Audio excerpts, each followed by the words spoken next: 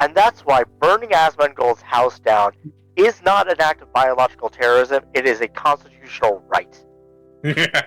Not sure how much the stream will have picked that up, but welcome back to the Storytime Network. I do not condone acts of violence. I mean, that could actually potentially get the channel clapped. We here at the Storytime Network do not officially condone acts of violence against streamers. However, you are able to do what you want. We cannot stop you. We're back here with D&D. If you want to take us away. So, last we left our heroes, Felix, the Eladrin painter, the Eladrin wizard, Dairon, the Genasi rogue, Aldane, the half-elf paladin, and Sheamus, the nearly lost his hand and kind of burnt to a crisp bard. I mean, he's not got burn scars or anything, but, he was set on fire. He had a fun time. The four of you, as well as Prody and Rua, made your way to Yuto. You were thankfully not bothered along the way. And when you arrived, you all had a talk with Hayato about some of the things that you're planning to do and what's going to be going on with the war. Or at least, I say the war, but when you're liberating Cordis. The rest of the party decided to leave Sheamus alone with Hayato, and he discussed the consequences of the trial where Sheamus would receive the blessing of Gwael. Hayato was already aware of the consequences and was willing to allow himself to die if it means that they have the power to liberate Cordis and help protect the world. It was also revealed that Sheamus was 11th in line to be at least a temporary leader of Tenoyama. And so, you all wasted no time by leaving with Hayato to go to the Zenith Peak. And he activated a portal, given that time is of the essence, that would allow you to immediately get to the mountains. Once teleported, you arrived at the Shrine of Suzaku. You then had Prody, Rua, and Hayato wait outside as the four of you entered the temple and the trial. Although it wasn't long for Rua to basically bust himself in and join you guys. As you walked in, you had a brief chat with Suzaku, who took a more humanoid appearance and described some of what would go on during the trial. Once it went underway, Sheamus had to stick his hand into a head of a statue and was made to basically answer the questions that the statue wanted of him.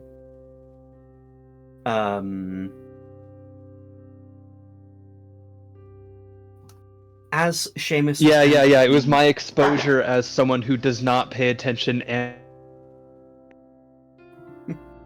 I'm sorry, what was that? I'm guessing he was cut out frequently. Probably. But yes, you answered those questions, most of which you got correct. And then you were asked to withdraw your hand from the statue's head before it asked that it could basically read your mind and your past to determine whether you are pure of heart enough to continue with the trial. With the cost being, at the very least, Sheamus's hand. he summoned up his courage and had the statue read his soul, and the statue deemed him worthy of continuing on with the trial. The four of you, as well as Rua, further entered the temple and found yourselves in a very beautiful eastern garden with a large pond of water that Sheamus had to enter to continue with the trial. As he found himself submerged under the water, it quickly turned into basically a bowl of fire with which he was singed and burnt as he had to endure the intense flames. Thankfully, he survived and had passed the trial with flying colours. Gwael then gave some words of encouragement and pride in her chosen one, and Sheamus was given the cloak of the Vermilion Bird, or the Vermilion Phoenix even. When you actually left the temple, you noticed that Hayato was slumped over, and after checking him over briefly, the worst had seemed to have passed, and he did in fact pass away. Thankfully, that was not actually the case, as he was simply holding his breath and actually faking it all along. As it turns out, Hayato never actually died originally, and therefore there was no blessing to keep him alive. And yeah. So it seems that it was more so a trick that Gwael had done to see if Sheamus had the resolve to do something difficult like that. Dumbest rug pull. I mean, it'd help if you actually use that insight stat. Well, maybe I'm gonna start doing that a bit now. Because, you know, no shit to you guys, but you do take a lot at face value. We really do. It is nobody's fault but ours. Which I like. I appreciate the fact that you believe in people so much that you are like that. It's just funny when, like... It's just a flowery way of saying that we're naive as hell. I mean, here's the thing. Well, we are.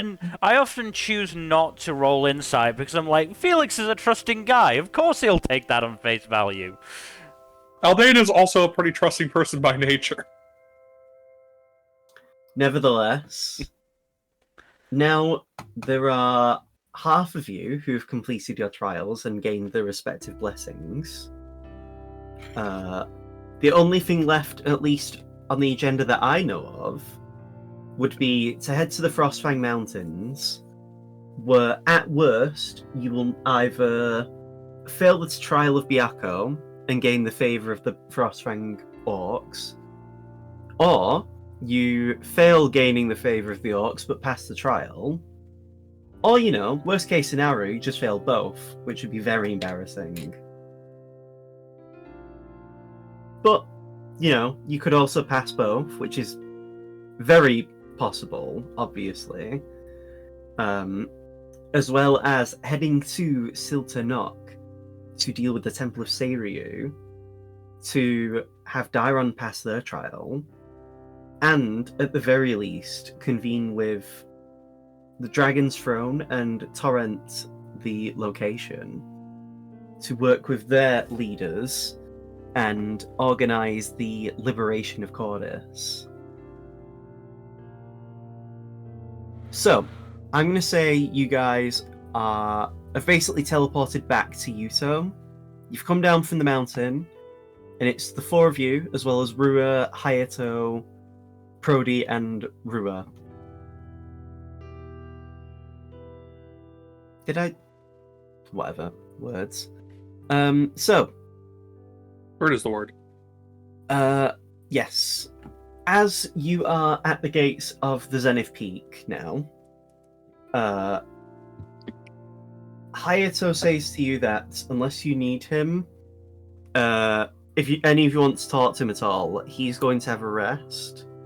And he would recommend that you guys also have a rest so that you can also prepare and decide what you want to do going forward.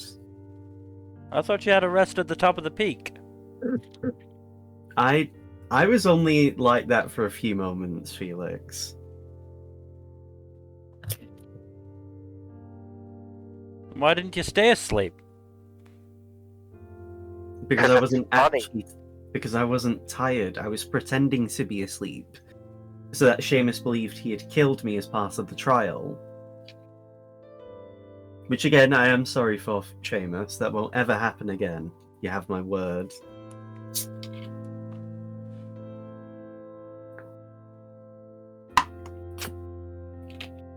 Sheamus? Still pissed at you. Oh, I thought Sheamus I- was pretending to be dead. Nah, Sheamus doesn't know how to play dead. Shut up. And hopefully none of you ever have to pretend to. I do it all the time, don't I? It's very frustrating, yes. Well, for now, I will see you later. And he withdraws from your group to go and rest, and also just, continue to organize things for Centralis.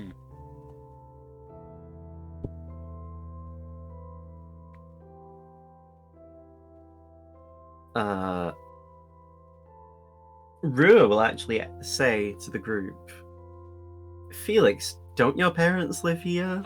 Yeah? You could always visit your parents if you wanted to.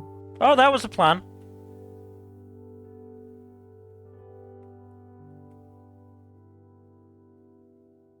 Are you planning on doing it now, or...? What time is it? You can hazard a guess. It's probably like 2 to 3 p.m. Nah, that'll probably still be at work. We can wait. Fair enough. So what's the plan then, everyone? What do we want to do? We could always see if there's any shops that have any gear that we could want. We should probably prepare for the wilderness and the mountains, shouldn't we?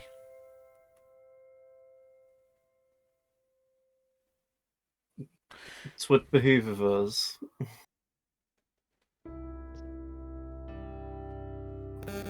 If anyone wants to make a roll to find a shop that could get you gear for the cold weather, give me a perception check.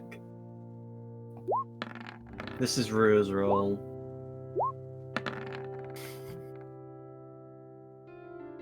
All over, oh, except for Felix, all over 20s. I tried my best, okay? Rua stole that 10 to feed his own skill.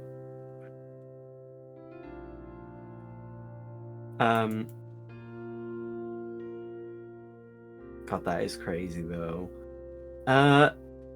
It doesn't take everyone else barring Felix very long to find a shop that would sell cold weather gear. They will be able to get the gear fitted for you. It will cost... Let me make a roll, actually. It will cost 100 gold to get clothes fitted for you all that will help you deal with the cold weather. Let's see what we got in the party loot. We should have more than And there is 600 6 of gold. you. Yeah. We have 4,800 gold. So we'll just pay out the party loot and bring that down to 4,700 gold. That's alright with the rest of y'all. Is it 100 total or 100 each? Each. Okay. Well, that'll bring us down to 4,400 gold. 42. Oh, no, 42, yeah. Are you just gonna let fucking Rua and Prody freeze? No! I assumed you were letting Aldane freeze, Rua says. You do not want to see what happens when armor gets frozen to a person's skin. I've seen it. It's fucking horrifying. Maybe instead of heat metal, we should be finding a spell that chills metal. No, heat metal is also horrifying. For slightly different but similar reasons. It's almost like wearing armor is just a stupid idea, I'm gonna be honest. Exactly. That's why you wear leathers under the armor. I mean, I don't even need to wear armor. I can just take hits and take it as well as you do in armor. It's kind of crazy like that. Yeah, that's the way you specialize your skill set. I mean, being a master of key does help. I can't just suddenly get stabbed and be fine. We've seen that several times. True. Let's hope we don't encounter any more bone claws. That'd be annoying. I sure hope they've gone away.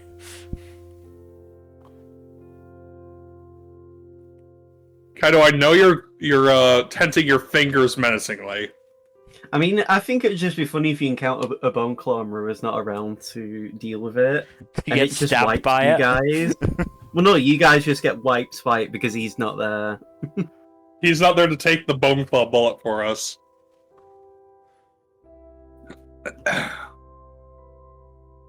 Well, so, as you have paid for your gear to be made, they would have taken your measurements and would have sorted out clothing that will take a day to be made.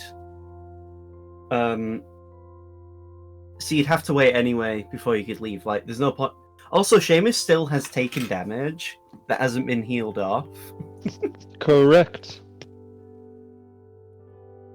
You also haven't told us, you know, what you got from this whole experience.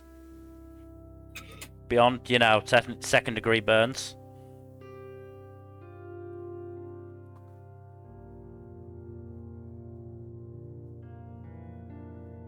Sheamus?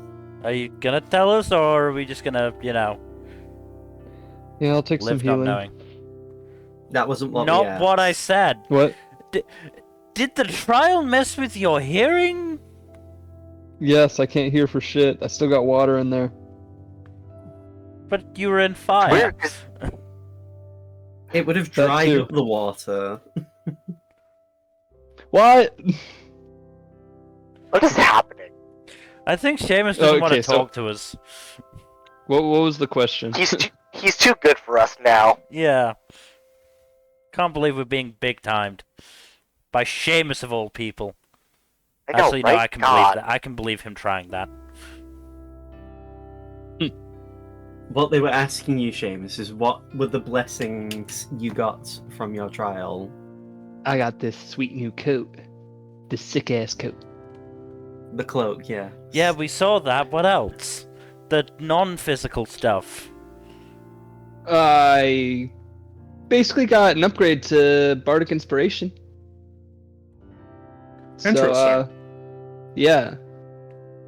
So basically, it kind of works the same as Bardic Inspiration. It's a D10 dice, except What's a D10?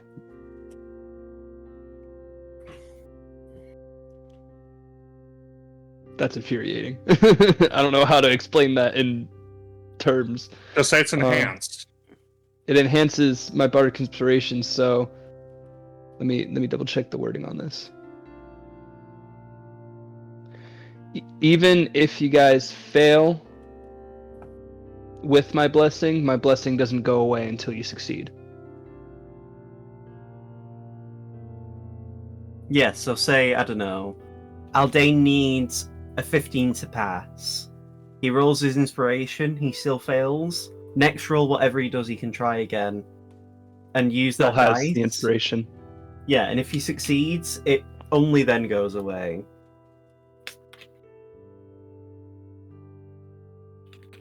Also, if actually, you know what? I'm just gonna put this in the chat real quick. But yeah, if someone with inspiration gets downed reaches 0 hit points, then you can expend the die and immediately gain a hit point and not have to roll a death save. Ooh, fancy. You can only do that once per long rest, not once per time I give you inspiration. Once per long rest.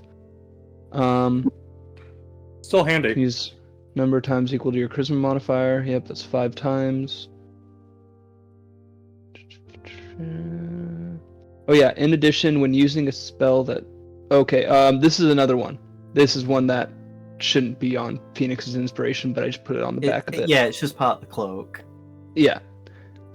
When using a spell that restores HP, it grants the following. The creature or creatures you choose will deal additional fire damage equal to your charisma modifier.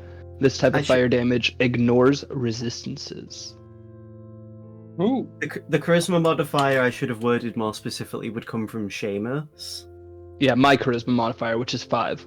Yeah, so you would always gain a flat 5 fire damage onto an attack. Yeah, that's if I use a healing spell on you. Yeah. Yeah, that's if I use healing word or mass cure wounds. Which is great that I have mass cure wounds now, because I can just heal everybody and then everybody gets a fire damage buff. That, again, ignores resistances. Which is fun. And it's just that 5 hit points, though.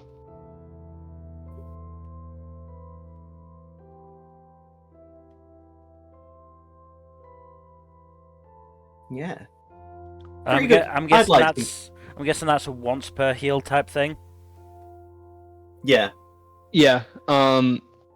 Yeah, that doesn't say there's any limit on it, so I'm assuming not. So you could theoretically keep healing someone, and every attack they make. Well, I have changed the wording because I should have actually included it. It's the first attack you make. So once you've done an attack, that fire damage goes away. But then you could heal them again, and then they could do that extra damage again. Now, important question: can I stack it? No. Damn. Like, what it... just imagine, like, hey, just don't attack for 3 turns. Let me stack it up so you get 15 extra fire damage on your... But yeah, I like to think it's pretty good. He gets 10 HP, he can bring... people can get back up from KOs.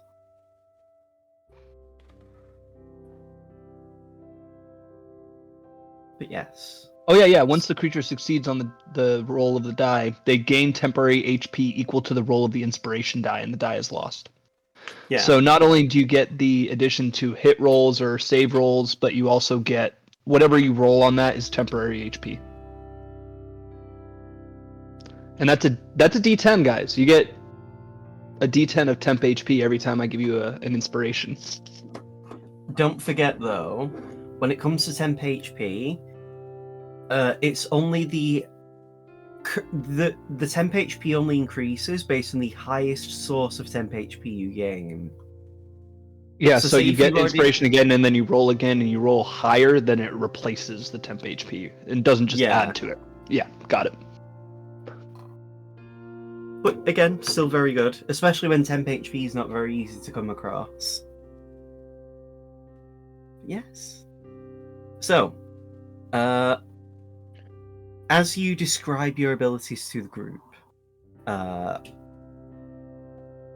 Rua would say, well, if Felix is waiting to see his parents, how about we go get something to eat?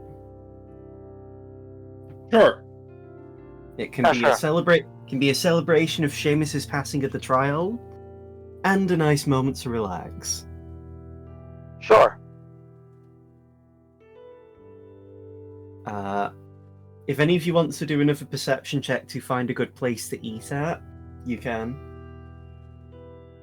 Sounds like a good idea.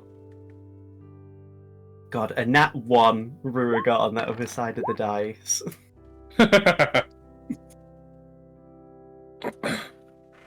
That's better. It doesn't take you all long to find a good place to eat at. You find basically a Japanese restaurant. Inside, you are seen and you are given a booth to sit at. you were handed the menu, and it has a lot of range of like Eastern foods. And there's also an eating challenge at this place. Another one? Another one. Oh, I actually get to witness this one. And Prody says to you, Aldane, do you want to have a second round? Let's go. Instead of noodles, this time, the what was the food that it was?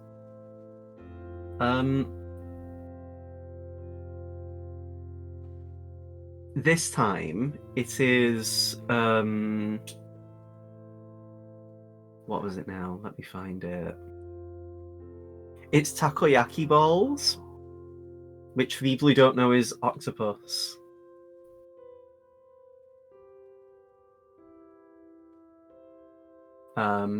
If you are going to be if anyone doesn't have to just be Aldane wants to participate in this food challenge, you will have to make Constitution saving throws each time.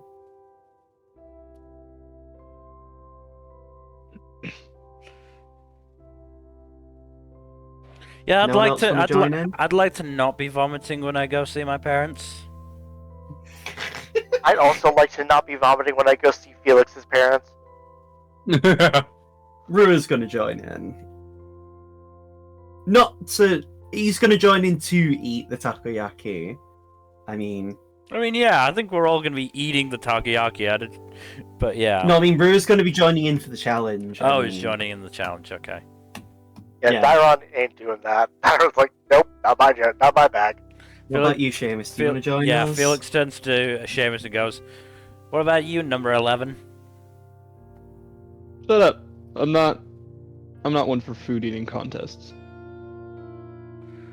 Boo! Also, we never asked Hayato if and where I was on the list. We did. Can't you ask him via sending? Isn't he higher than? Isn't he like 9? No, that was Sora. That was Sora. Oh, that's Sora. Never mind. I mean, you could just ask him, Felix. You have sending. I don't know. Feels a bit, I don't know, rude, maybe? Sheamus should do it. Really? You just ask him yourself, Felix. Don't be a coward.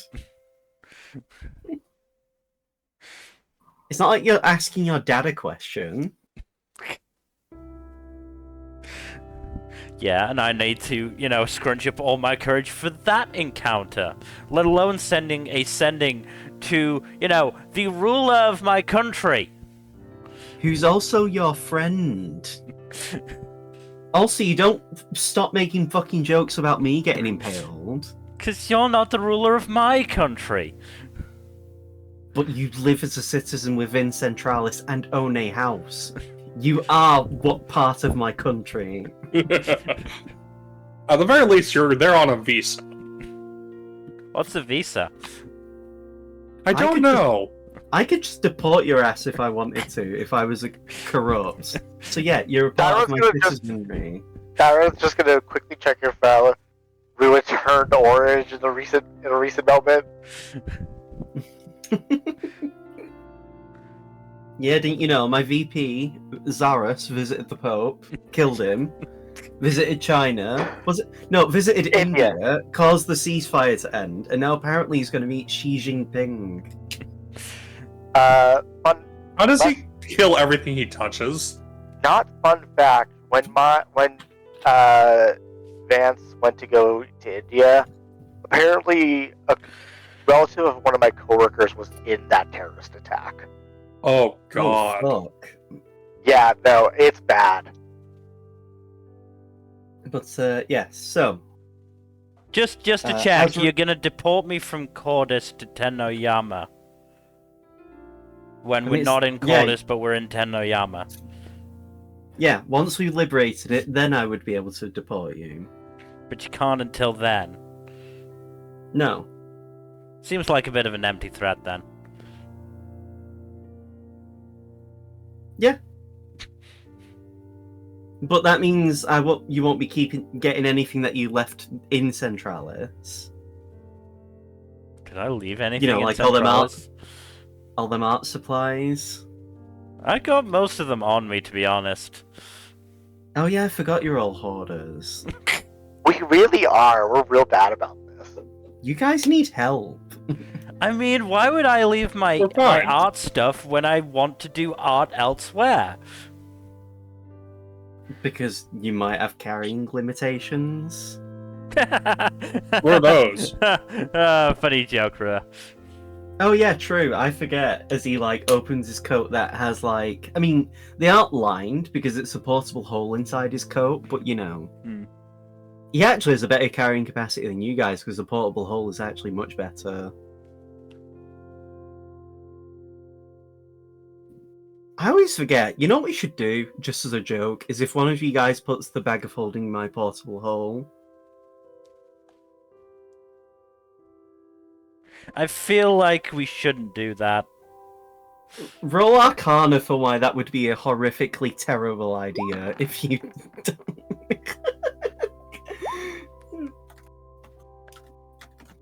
I can't remember the exact reaction, but I know it's bad. Placing a portable hole inside an extra dimensional space created by a bag of holding or any other similar item destroys both items, opens a gate to the astral plane. The gate originates where the item was placed. Any creature within 10 feet is sucked into the gate and is placed into a random portal. Random location within the astral plane. The gate is one way and cannot be opened.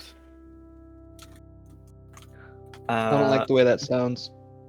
Yeah, No, it it's not doesn't sound good. like a fun time. Yeah. Because the astral plane includes a lot of areas, and for context, one of the enemies you could encounter is known as an astral dreadnought, which is immune to being poisoned, prone, stunned, paralyzed, frightened, exhausted, and charmed. It has 20 AC, nearly about 300 HP, 80 movement speed, and its eye is an anti-magic cone of 150 feet. So yeah, that's the kind of thing you could potentially encounter. So yeah. Yeah, Rue was making that.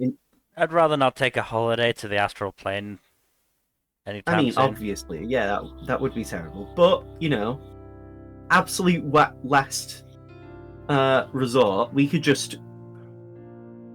Rue puts a hand to his chin. What if I put a portable hole down, lured people near it, and one of you guys threw the bag of holding in at a distance, so that it sucks whoever's near it and not us inside?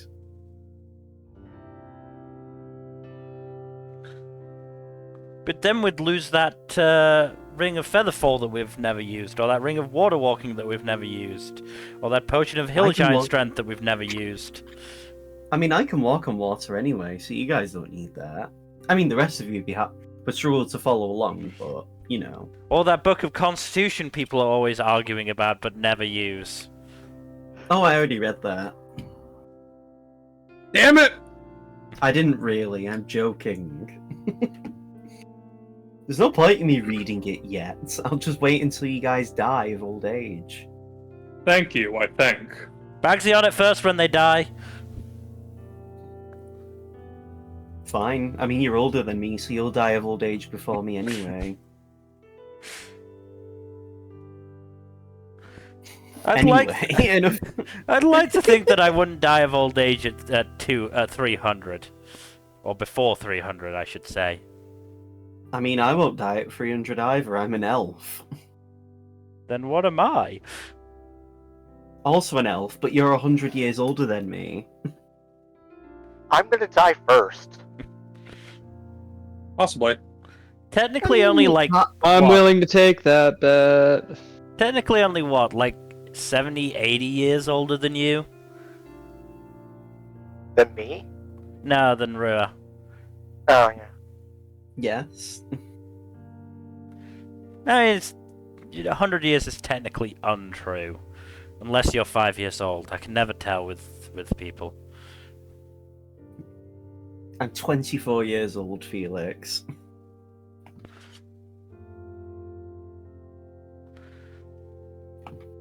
I mean, that sounds like you're a baby. I mean, yesn't. Anyway, I want to eat some takoyaki and not keep talking about more existential dread-inducing topics like old age. Yes, let's not be so morbid, and let's focus on the eating contest. God, isn't it crazy? Isn't it crazy that Pokemon a decade ago is the 3DS and not the Game Boy?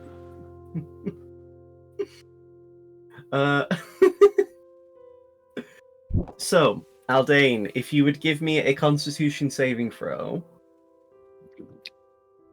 Boy, oh boy, is it that time already? This is Rua's Constitution saving throw. Whoop whoop.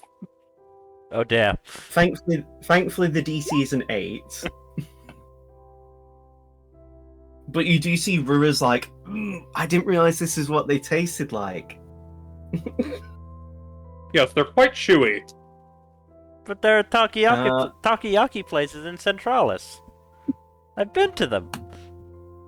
Yes, and can you imagine that in all of the kinds of different foods that I try, when I go out into the town, I happen to maybe have just not encountered this one thing to try? Nah, that Also, seems weird. Have you tried unagi? Like, that's incredible. I tend to go for unagi. Unagi is pretty delicious. Second round, Aldane. Alright, let's fucking go. This is Rua's. Much better. And Prody. The three of you wolf the next portion down of this food challenge. How many rounds of this do we have to get through? 6. Oh boy.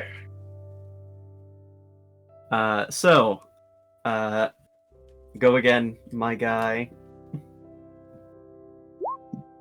I know it gets forgot. harder every time. I forgot. Rua got a bonus because he's next to you, unless you choose to turn the ability off.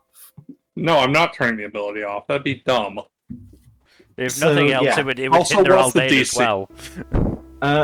The DC is more than a 10 now. Yeah, I figured as much. Unless... You know what? Because Prody's that kind of guy, he will give you the inspiration he has. Dope. What's the dice? You just get that 20. Okay, cool. Prody just pats you on the shoulder, Alday, and says, I'm not letting you lose this early. Ugh. Ugh. Ugh. Make some room in your stomach, man. This is Rua's con save. +4, remember. Oh yeah, true. Because it is a 14, this save. So he just makes it. He barely scrapes by. Aldane. Round 4. Fuck. You can't eat anymore. You're gonna throw up if you eat anymore at this point. Nope, I'm done. Rua does vomit. Aldane, No, he doesn't actually. Rua got higher than you, technically. they're gonna pop. This is Prody. Prody got a 15. He barely scrapes by. No, he got a 16. No, he got a 14. Yeah. It's 15. It's my 15. My charisma modifier. So yeah, Prody's barely scraping by, as now that is how many rounds has he done? 1, 2, 4. Yeah. Now Prody's on the 5th round. Felix just turns to Darren and just like, I'm glad I don't feel the need to compete like this. Honestly, Prody's 5th round. He does it though. He's got his second wind. As Prody reaches his final round of the Takoyaki challenge, he beats it. With a 29, Prody finishes the last lot of Takoyaki and just clutches his stomach as he's crowned the champion. For his prize, let me have a roll. Oh, he actually did really well. Let me see the item that he gets.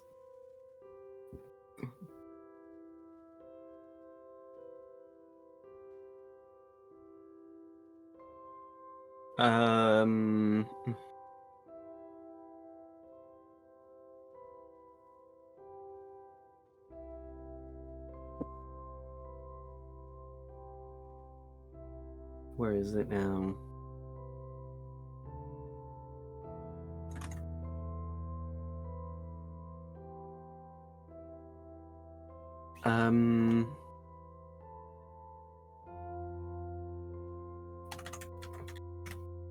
Sorry about this. I'm just trying to...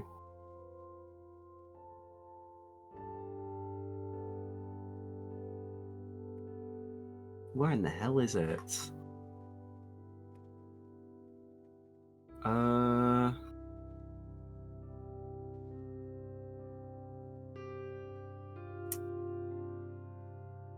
Where the blazes?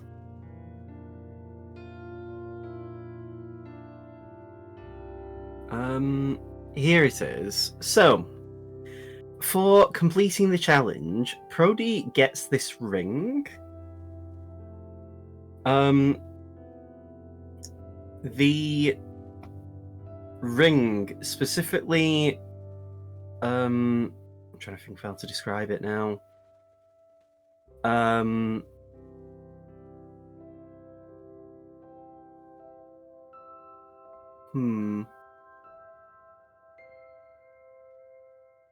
So the ring is this like black metal band that has 3 orangish red gemstones. 2 of them are smaller than the one in the center. But all 3 of the gems have an oval shape to them. If anyone who has Identify wants to cast it, they can. Ritual cast.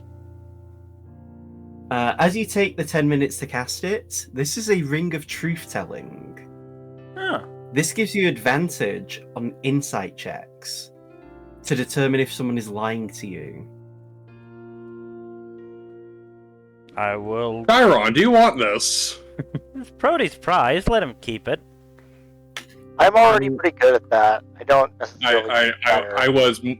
I was joking because Chiron is our resident interrogator, basically.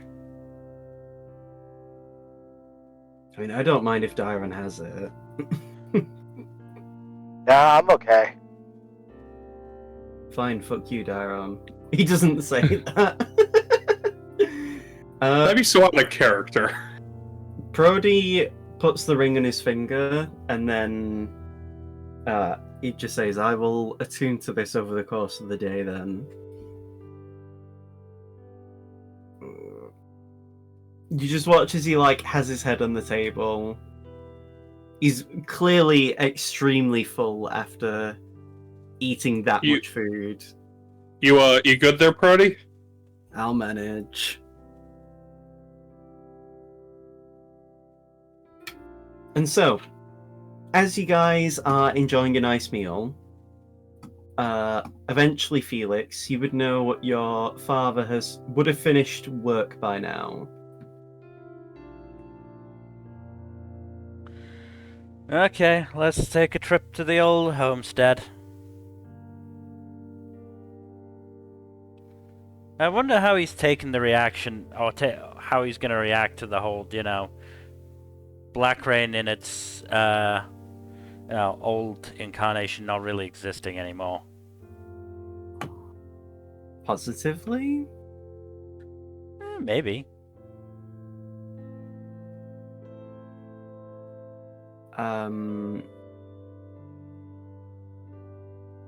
Let me... Because I'm going to change the music. Is this the one? No, it's not. That's fine. I will find the correct song I want to use. So, as you head over to your family house, Felix,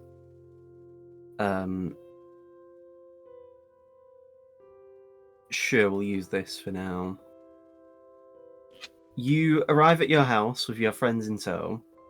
You give a knock on the door, and your mother sees you. It's good to see you again, Felix. How have you been? Pretty well. We've had some interesting experiences. Oh, please come in. Please come in. You can tell us as as we sit down. Your father's actually just come home as well, so you can catch up with him. Great. As you walk into the living area, you see your dad, Felix, sat at the table. As you walk into the room, his eyes look over to glance at you all, and then he looks to you, Felix, and says, "It's good to see you all. Please have a seat." As he gestures for you to sit down. Oh, yeah, you won't have met them last time. This is Rua Everett, and this is Prody, whose last name I don't know. It would basically be Bloodblade. This is Prody. Basically, Bloodblade. Sure, Dyron, thank you.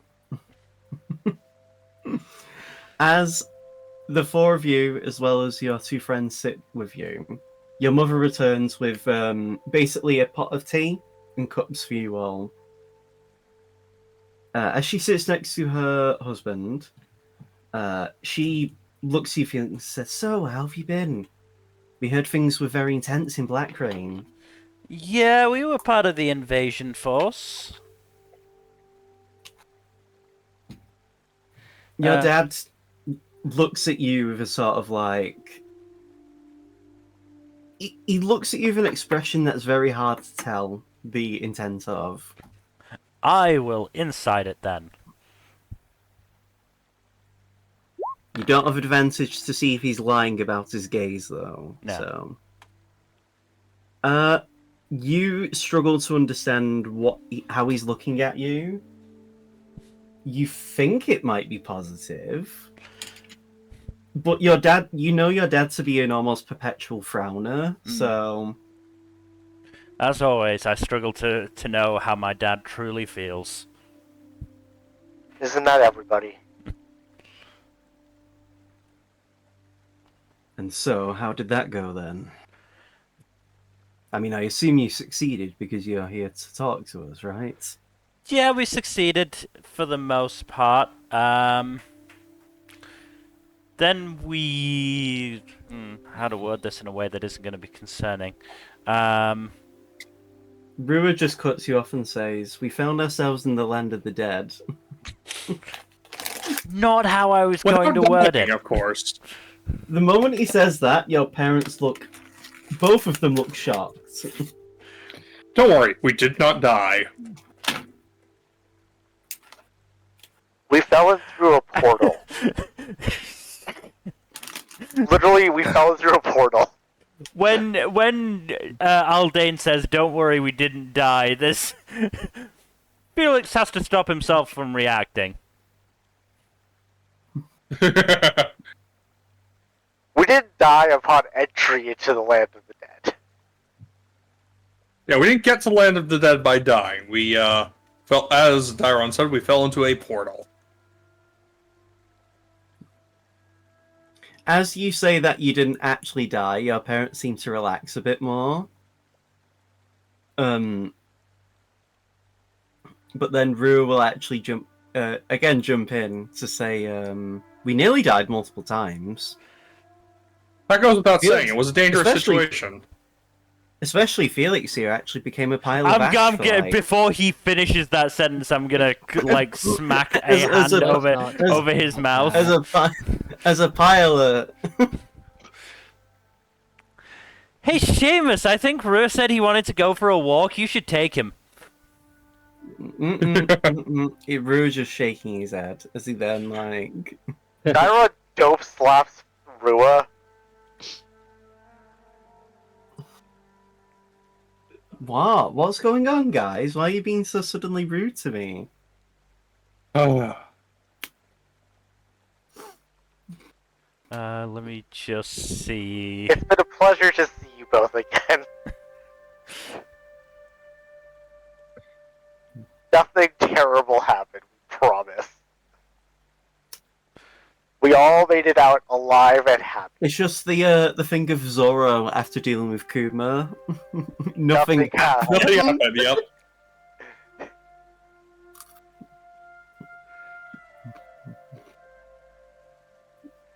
Why did I As this is going on, Brody's just sipping his drink like, this tea's lovely, by the way.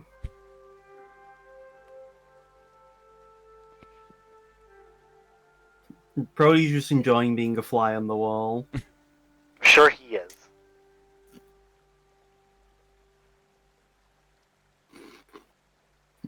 What are you looking for, Mil? Give me a second, Right, I can't do that.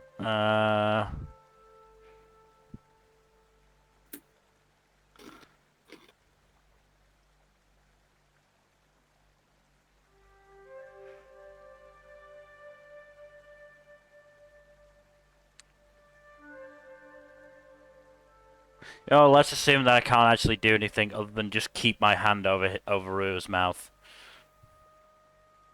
Give me an athletics check to see if you can.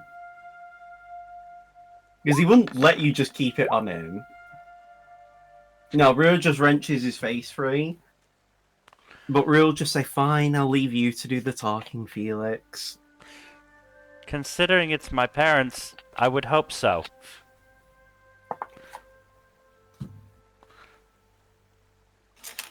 I didn't butt in when you talked to your dad. I barely talks to mine. We did meet King Stas. You met Stasia. Oh, how did that go? Felix's mother asks. Yeah, really? How did that go? As your minds flash to, like, all of you mostly being on the floor, shit kicked out of you. A little rough, but I think we came to an understanding in the end. And what does that mean? Your dad asks Felix. Did you clash with him? We had to. There was some things that went on in terms of his death. But he's spending time with his dad now, which is good. He died? He's been dead. We met him in the land of the dead. He was actually there for the right reasons. AKA not the portal reason like us. I can draw like maps and stuff. No, there's no need, Dairon. Well, your dad says to you, Felix, it seems as if you've done a lot since we last met. It seems like you've grown since then, anyway.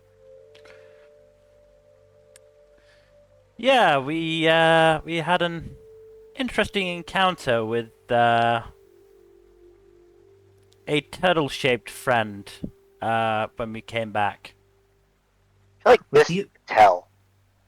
Was he that ration fellow? Your mother asks. He Yeah, came to visit us a while ago and said he's a good friend of yours. he is. He's a very good guy. He didn't explain what you and him did, though, in your spare time. We weren't one to pry, though, but we thought we'd ask you. Oh, he's a very good friend who, As I help Felix's him. mind flashes back to, like, nearly losing a finger and gambling. I help him gather money for the orphanages he supports. Oh, that's a very nice and noble thing of you to do, Felix. And yes, yet, there's a lot of monetary acquisition involved in their activities together. As you say this, Felix, give me a perception check. Yeah, can I also just see what's going on here? You don't notice it, Felix. Yeah. Should it be a perception or an insight? I'm asking for perception because you would notice Felix's dad is shaking his head. He does not. He does not believe this.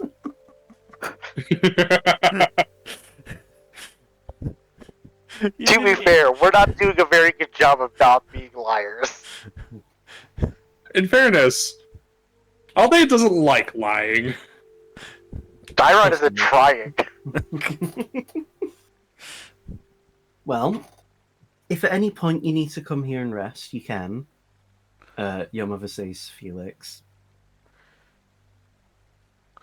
I of course appreciate that. Unfortunately, we're only here for the next day or two. We have to get going because we're, helping with the Cordis situation. Oh, we heard. It's a horrible situation. What's going on? Yeah, we sort of have a vested interest, considering, Rua. And you guys own a home there. Says to you. Oh yeah, we acquired a house. You own land there, you're citizens there, and you have friends who live there. Some of you even have family who lives there. Yep. I was being nice saying we were doing it for your sake, but okay, we can put a selfish spin on it. It's not selfish, it's... Heaven forbid you want to save a country because you like people that live in it.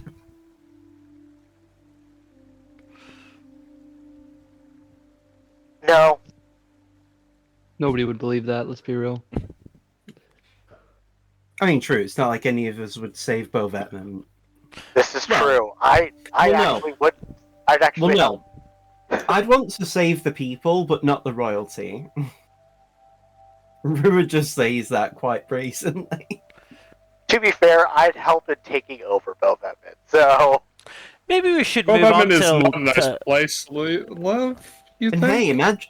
hey, imagine if Sheamus is able to lead Tenoyama, and we appoint Dyron as leader of Bovetman. So, Dyron, do you want to be monarch of Bovetman? Dyer just looks at Aldain flatly, like, really? Maybe we could move the conversation away from regicide just for while we're here. I mean, if you think of it this way, Darren, you'd have access to the palace's tailors, so you could have all the clothes you'd want to be made for you. Also, Aldain is giving his best little shit grin towards Dyron. To be fair, I deserve that, but also. Also, you'd be able to just completely dismantle those gangs. Yeah, that would be nice. You could be benevolent dictator on them. Eh.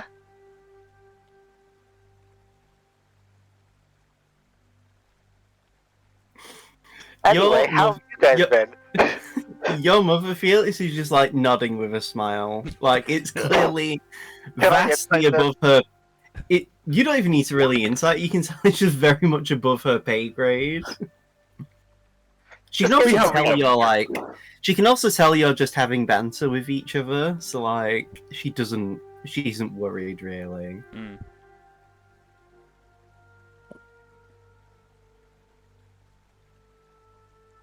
Well, if you ever need anything from us, Felix, you know where to call. Absolutely. We're always here for you. Thank you. And thank you for the tea. Yeah, the Yes, it was hospitality is quite greatly appreciated. Better than some people's homes.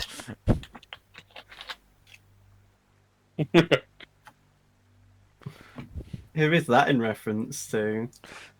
Aldane and Rua, I don't believe we got tea at Aldane's.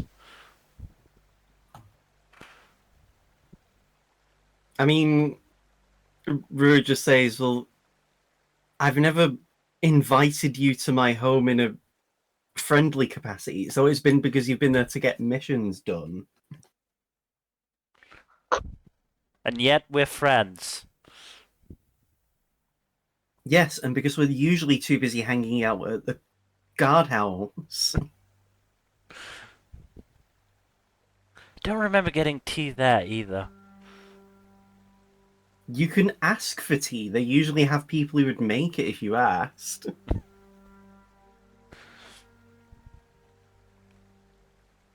You're a grown-ass man. You can make it yourself. Kenny, here you go. Okay, that's your excuse. What's yours, Aldane? You've only ever been to my house briefly. Prody's the only one who has stayed an extended period. He was I mean, shown full hospitality. Brody just says, yeah, I got tea. Can you believe this, Darren? Honestly, how dare they? How dare I what?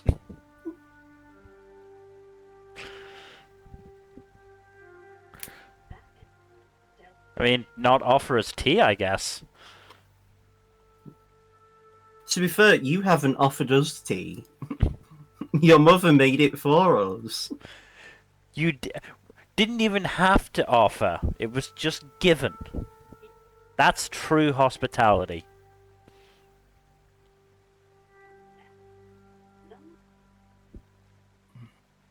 Rue again just says, grown-ass man over here.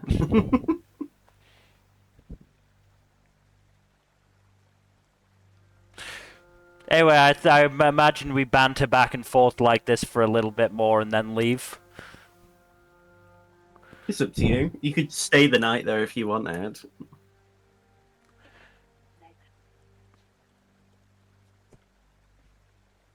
Just me or everyone else as well? Yes. It's not a huge house, so I'm gonna say for the purposes of,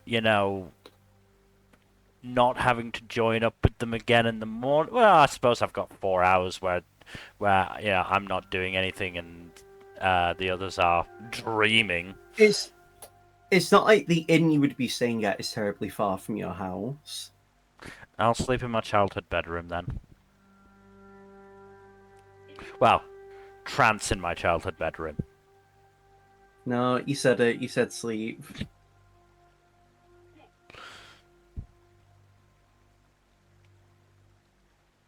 So, as Felix leaves you guys, or at least would intend to when it comes to going to sleep, or trenting, I'm going to say, unless you guys have anything else you want to say or do with each other, we can always move to the next day. Yeah, Cool.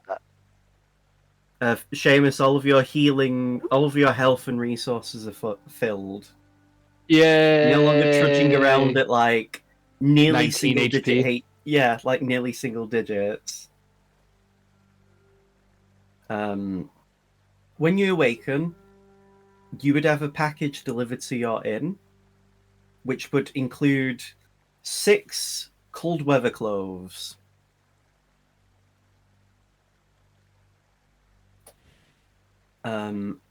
These are very high quality cloves as well.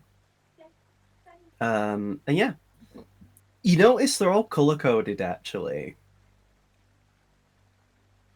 Darren has a blue outfit. Sheamus's is red. Felix's is black. Prody's is green. Aldane's is yellow, and Rua's is white. It's not like a piss yellow though, Aldane, so you don't need to worry. I mean, not like you would have to anyway. It'd be very specific, but like. Appreciated. So, make sure to put the cold weather clothes in your inventory, or do whatever you like.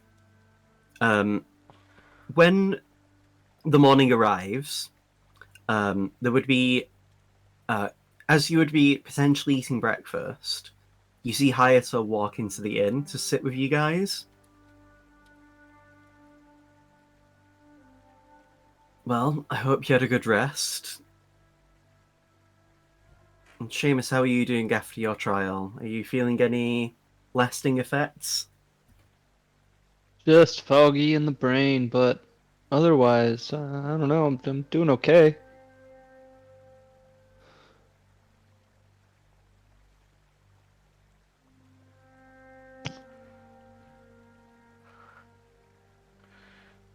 I'm doing all right. Thanks for asking. What about you, Dairon?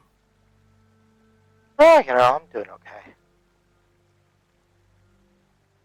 Rua nods and just says, yeah, I'm doing fine. I'm just itching to continue on our journey. By the way, Hayato, am I on the list for potential rulers or not? He just looks at you for a few moments, Felix, and then just bursts into laughter. Like, really, really hard laughter. I feel like that's somewhat unwarranted. It's at a point where he actually starts coughing. Breathe, man, breathe. We don't want you actually dying. Should we inform Anyway. number 2? Anyway, no, you aren't, Felix. You're not on the list. Worry not. I mean, yeah, I suppose I should be glad about that.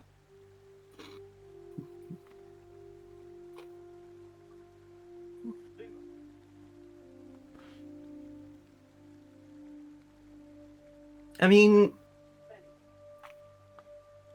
how would I describe it? In the very unlikely case that I do die, as I am pretty confident in my ability to survive most things, hopefully we shouldn't be needing to see anyone from that list be taking over until enough time has passed in my term as, leader of Tenoyama. Anyway, so we should be completely fine in that regard.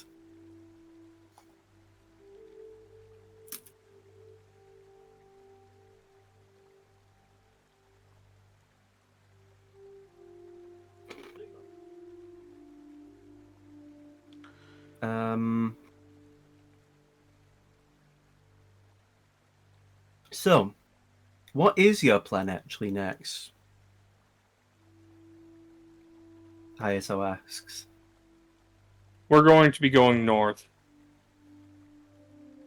There are 2 objectives we have, there. The first is to, not sure which order we'll do them in, but one of them is, going to the Temple of the Byakko. Mm-hmm. For, my ritual. And the other one is, of course, recruiting a tribe of orcs for the retaking of Centralis. Ah, yes, the frost things. Yes. From what I've heard, a few stories of them. Apparently, their skin is naturally white. It enables them to blend within the snow. Oh. There's an old Interesting. saying about how the snow up north speaks Orcish. They tend to use the skin color as a natural camouflage with the snow to do ambush attacks. Curious. Apparently, as well, there's a colony of giants that live up there as well, and they've From what I've variously heard, shut up, Ken.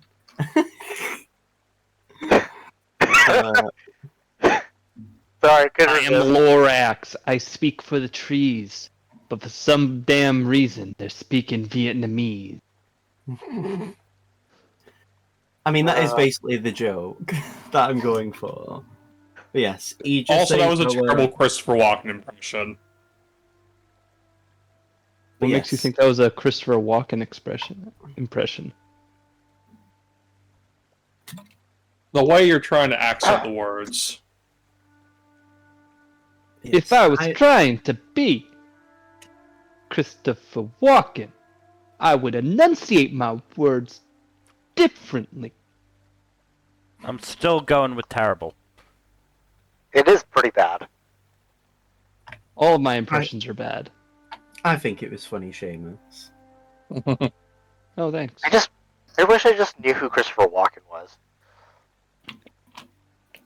So, Hayato continues to say how apparently the colony of giants that also lives up north have mingled with the Frostfang orcs for so long that apparently most of the orcs there are generally part giants.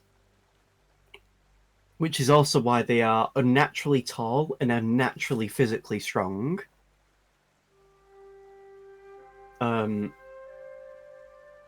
So it's entirely possible that when you actually might come across some of them, they are a lot bigger than you would expect, and should be careful when it comes to their physical just mass.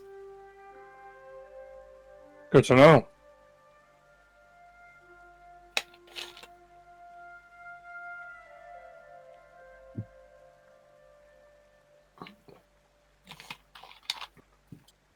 From what I've been hearing as well from the people I've been in contact with, Layla Blackburn has been working to find any ways to get as close as you can to Centralis before you actually need to engage in any combat.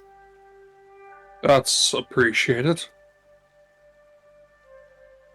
Apparently, they've actually taken over the Turim Tower, Lovely.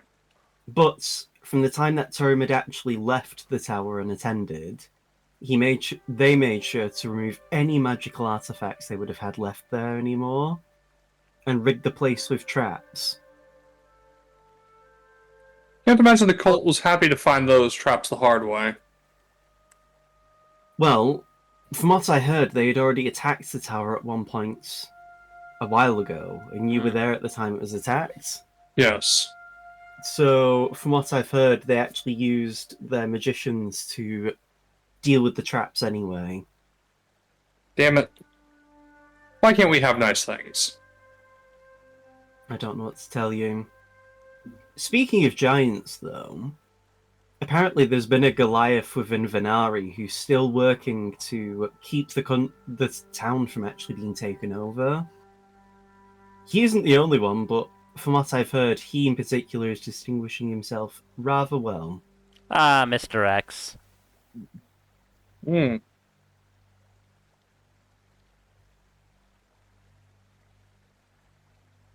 You can Well- always rely on him.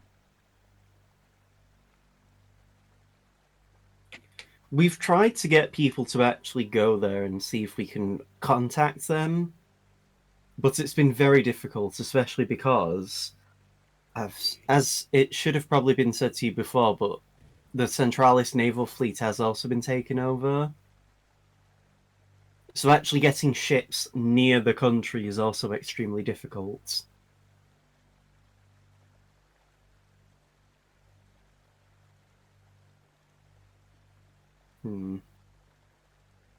He actually flips through a book of notes, and he just also looks at it and says, "Oh, that was it as well. Apparently, at one point, some of our soldiers actually had a skirmish with the cult of the Tarask, and one of their members in particular was a red tiefling man."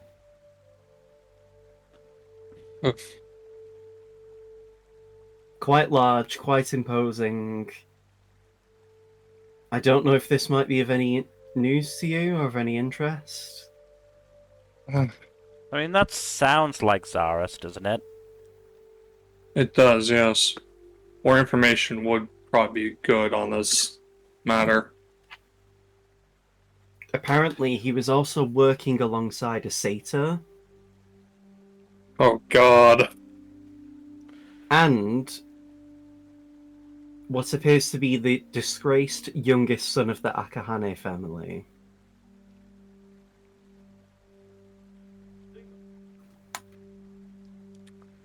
Well, it sounds like all our enemies are in one place, which is good, I suppose. Indeed. I thought I should let you know, just in case it would help. The warning is appreciated. Wait, did we get If there's Darren's enemy in there? He hasn't mentioned Throne.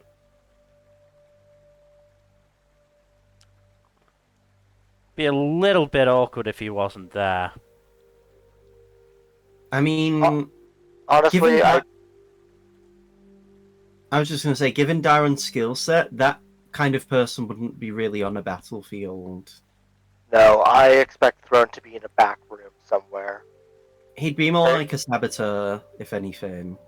So he has He's- a similar skill set to Darren's, Yes. and yet we put Darren on the front lines all the time. Let's just say 'Cause- there's a reason his nickname is Throne. He spends all his time lounging about and shit. He's most comfortable in the seats of power, manipulating rulers to do his bidding. Ah, yeah, that makes sense.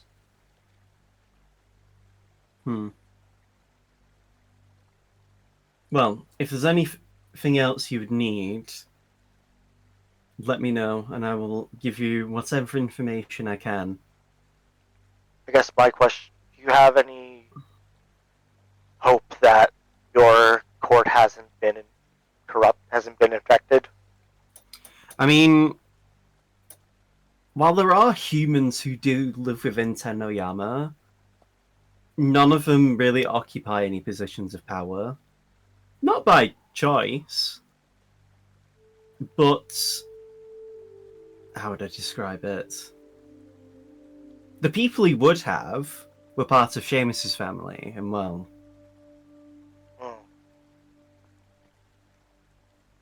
past tense at this point.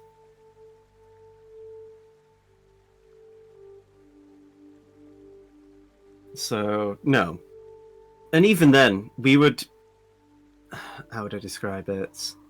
My perceptive ability is, at least for me, trustworthy enough that I would be able to have an idea of anyone who could have potentially weaseled their way into our inner workings.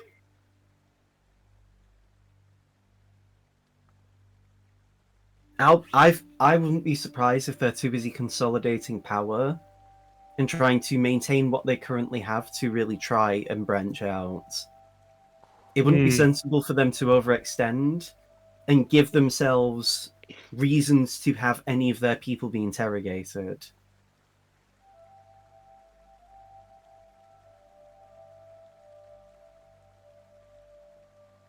This isn't like the Eben's Wing group, where because Eben had so many children, some of them were bound to sneak within places.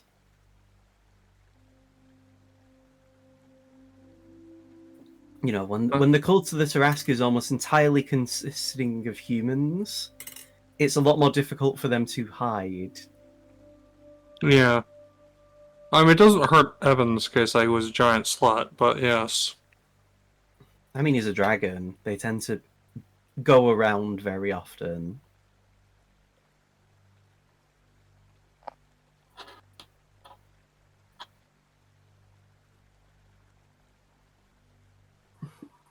Hayato actually puts a hand to his chin. I wonder if Seiryu's been around very often. That's a question for Seiryu. I'm not going to ask it, though. I mean, there's only one of us who can contact the Seiryu, right, Dairon? Very true. I mean, I personally don't really care either way. It's just It'd be interesting that they funny. haven't seen more Children of Dragons. Yes. Now that you mention it. We've only really seen Children of Eben and one or two other dragons. I mean, the only other dragons I know of, at least, is the ones, well, Eben, before he died, and the rulers of Siltanok. Yes, but outside of pure dragons, rather than half dragon children, I can't think of many. I mean, Layla's a half-dragon child. No, I mean I can't think of many examples outside of Eben's children of half dragon. Oh. I mean, generally, most people don't want to admit they are half-dragon. Not because of any stigma, but more because it can attract the unnecessary kinds of attention. That is very true.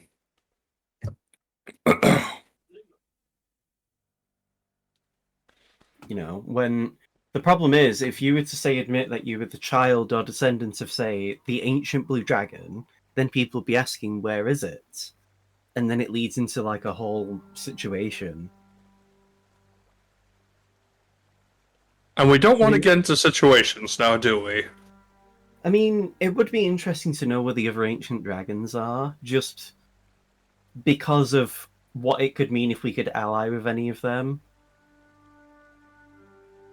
I can only assume, and he leans in at this point and says, I can only assume that the other continents might be where the other dragons are resting. Possible.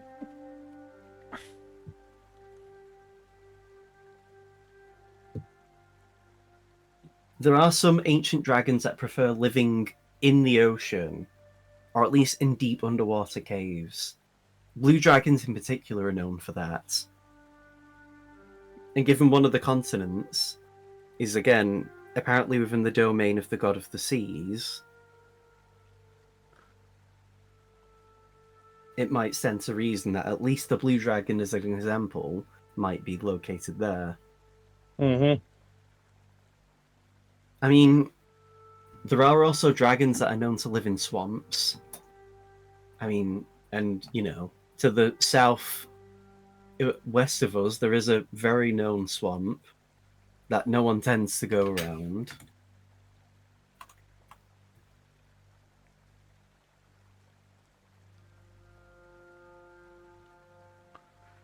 Are you suggesting we go to the Black Death Swamp at some point? No, but I'm just saying if a dragon happens to come from there, I would not be surprised. I mean, there are also some dragons that live in massive forests. And given how, to my knowledge, uncharted the Aster Forest is, I wouldn't even be surprised if one lived in there either. If all of you want to, you can give me Arcana checks to know the typical resting places of most dragons. This is Prody's role. Prody doesn't know shit about dragons. Although he even knows even less about dragons. We know a thing or two because we've I seen know. a thing or two. So, Sheamus, you would know that green dragons especially tend to live in forests. Mm-hmm. I mean, you would also know this as well, Felix, but typically a green dragon would live in a forest and basically wait patiently to usually take advantage of people who are lost. In fact, it isn't even unheard of to believe that ancient green dragons would employ races like wood elves and other and furbolgs as well, and other people who would be living within forests. That's if they don't actively prey on those same people. Felix, you would know, in addition to that, that Hayato's actually wrong about blue dragons. Blue dragons tend to live in deserts. And you do know of one place that is very infamous as a desert. And a particular resort that is known based on the color of blue. Blue dragons, they breathe lightning, don't they? You would know that, Felix, yes. You would know when it comes to swamps. Black dragons tend to haunt swamps.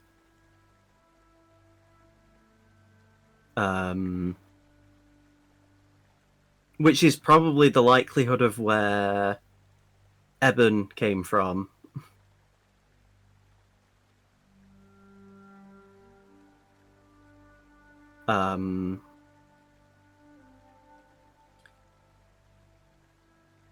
You would also know, Felix, that brass dragons also live in deserts.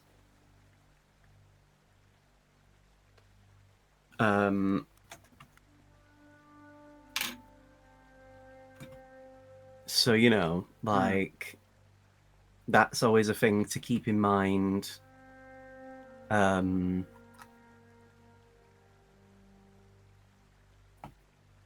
me just check something.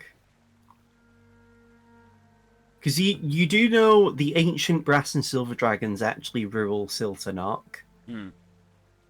So that rules out, like, them two anyway. You would also know that bronze dragons inhabit the coast. You would know that copper dragons, as well as... excuse me. Copper red... yeah, copper and red dragons tend to inhabit hill areas. Although red dragons are also known to inhabit the mountains. So...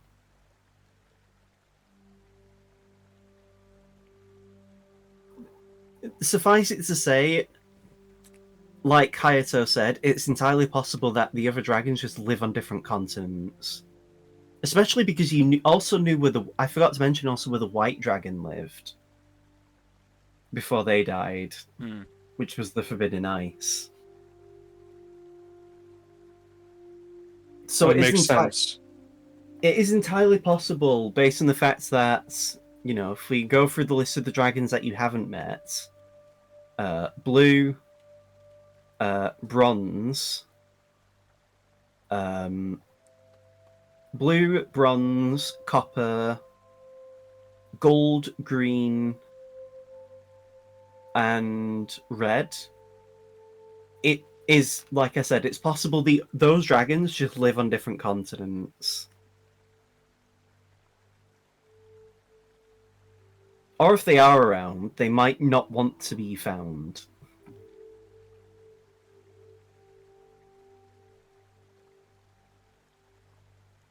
I will, you know, explain all of this.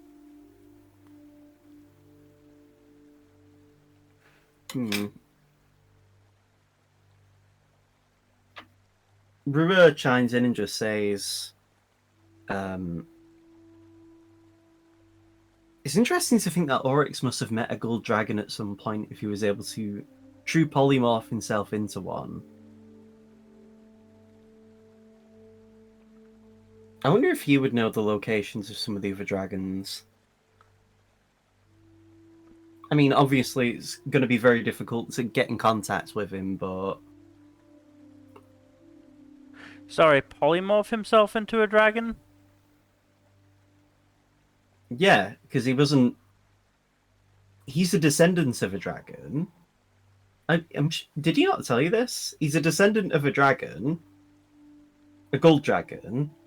But then when he was able to cast True Polymorph, he True Polymorphed himself into a gold dragon, which anyway can already polymorph into other creatures, and then stayed like that after having cast Wish to make sure that any form he takes, he can keep the same level of magical abilities. I don't believe he told us that in such detail now. Well, you know now. Hmm. But yeah, he was never born a gold dragon specifically. It's just that, yeah. Gold dragons are also one of the most powerful dragons anyway, tied with red dragons.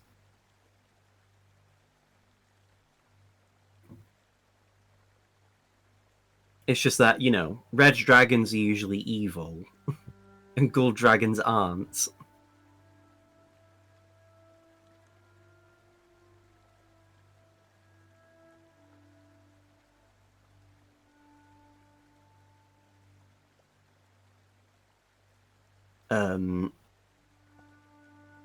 Actually, you would also know, out of character, that there was the ghost dragon you saw back when you were in the Land of the Dead.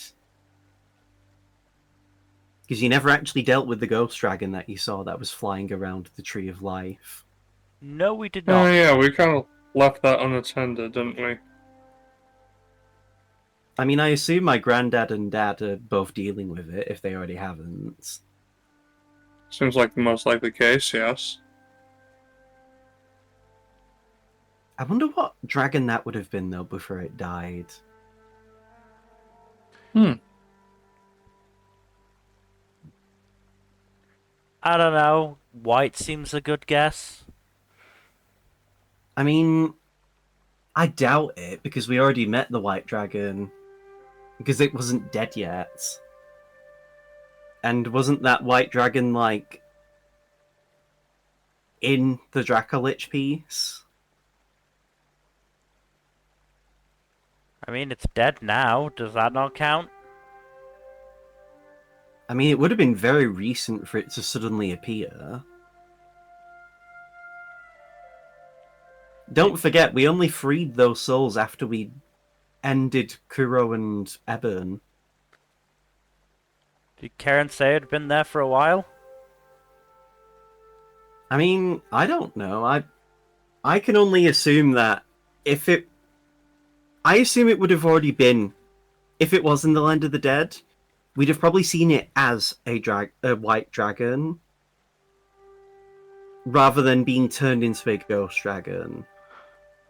I mean, from what Oryx has told me in the past when it comes to dragons changing their very nature, it's more of a slow process. So I can only assume based on inference that if the ghost dragon was like it was, that would have had to be a long change for it. Like how some ghosts and that kind of stuff become revenants when they inhabit a place for so long in negative energy.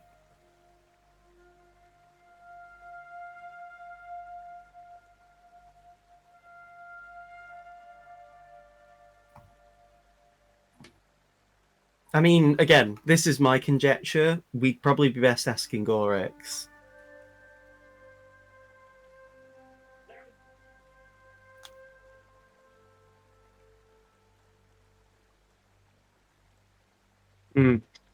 Asking Oryx is going to be quite the proposition at the moment.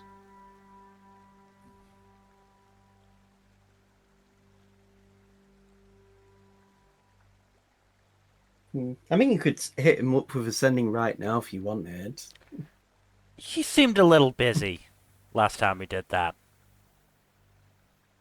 I'm sure he'd like the companionship in so many, in all those 25 words you can send to him.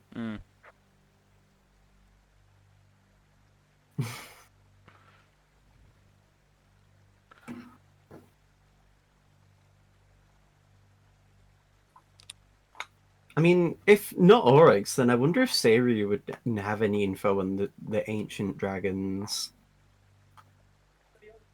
Aldane, Yes. do you want to ask Saria? Sure. It'd be a bit difficult for Aldain to ask Sayri when it's not his god. Did it not? Oh. I will ask Zaryu. Thank you. Give me a wisdom check to see if you can meditate into a state where you can commune with them. Yeah, you've done this enough times where it's not very difficult for you to manage to do. You don't feel anything, but you can tell that Seiru is very much listening to what you are going to ask them.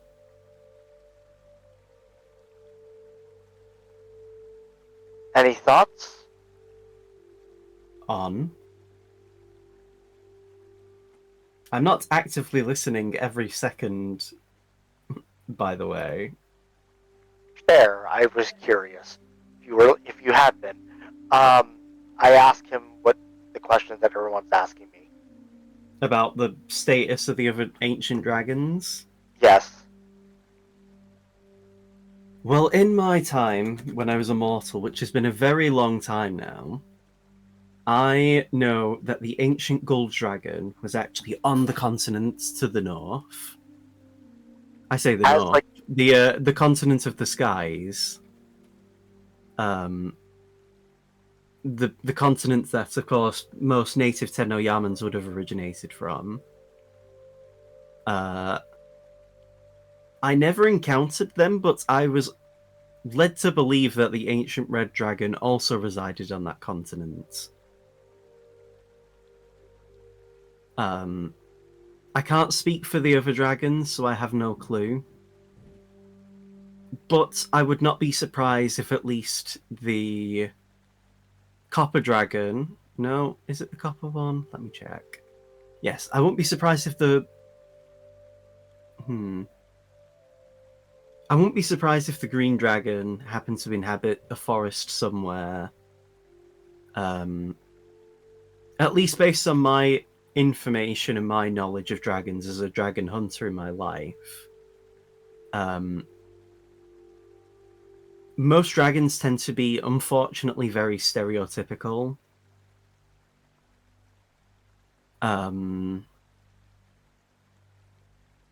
I do know of a very expensive forest, however, on the continent of the God of the Skies, which is also the same forest that Akra Everay, or rather Asta Forest at the time, had inhabited when he was a child. That's not to say it is definitely there, but it is entirely possible.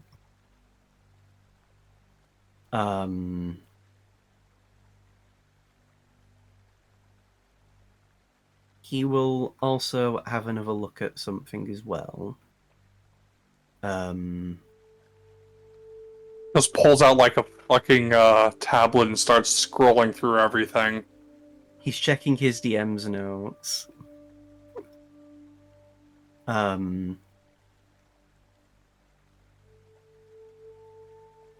mean, ancient bronze dragons tend to live on the coast, especially within the sea.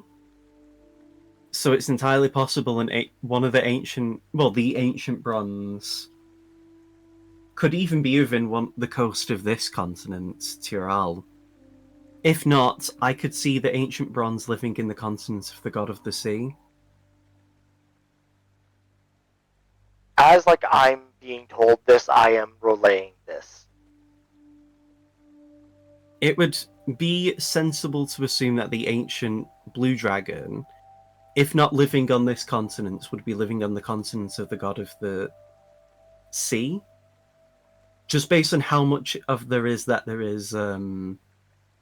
not deserts necessarily, but there is a lot of areas that contain sand. However, there is also a desert in the continent of the God of the Sky. So it is entirely possible it could be on any one of the 3 continents. And honestly, with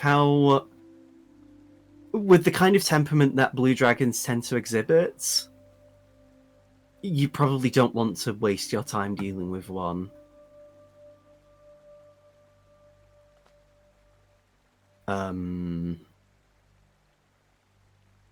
so, yes, the only other dragons that are around would be the brass and the silver dragons, which are, of course, the rulers of one of the places here on this continent. And there's also the copper dragon. The copper dragon could literally be anywhere on this planet. So, unless you have a lead on where the copper dragon would be, the copper dragon in question, it particularly might be the hardest one to ever find.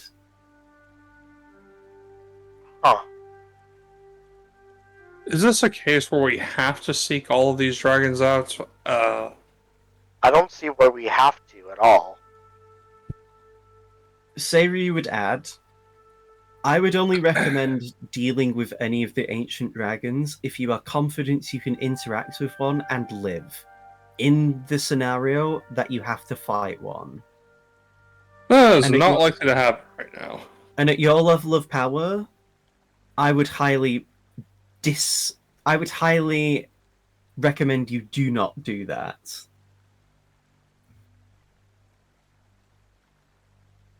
Duly noted. Even the good. I just imagine Saryu is just speaking through Daira, like it's Daira's body, but it's Saryu just talking. Even the dragons that are predisposed to being good aligned would still be difficult to contact, if not being able to parlay with them to get their assistance. Most of them tend to be away from society by choice, and would probably not want to deal with having to deal with people who would be looking for them.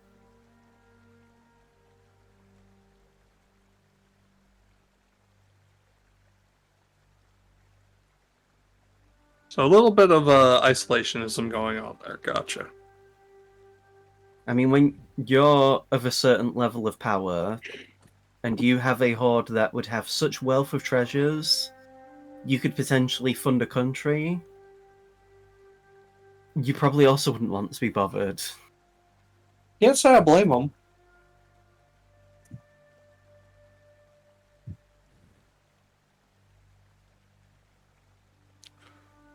So while we have you here, what's Darren's trial going to be like?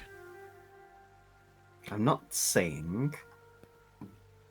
You can wait until you arrive. That's going to take a while. Also that. You have that teleportation scroll. I guess we'll have to take advantage of that after we're done with... You don't have to use it. There could be ways for you to get to the other landmass. It's definitely the easiest way to get there, but nothing is ever set in stone. Yes.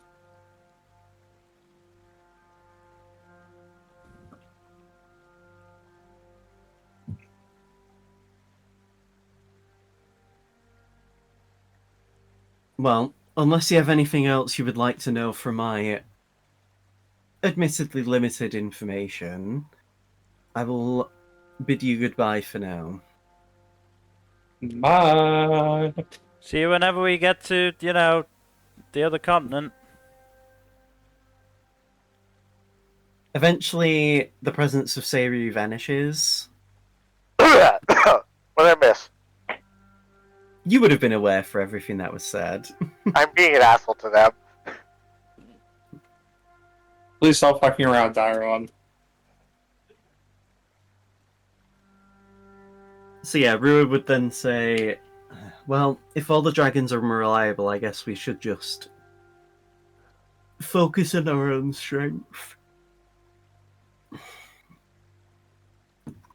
There's no point in worrying about the dragons then, if that's the case. Although, Um.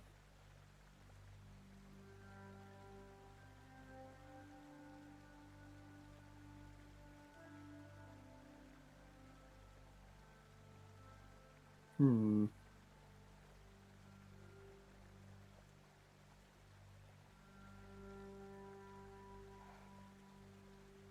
Okay, I was just checking something, but no.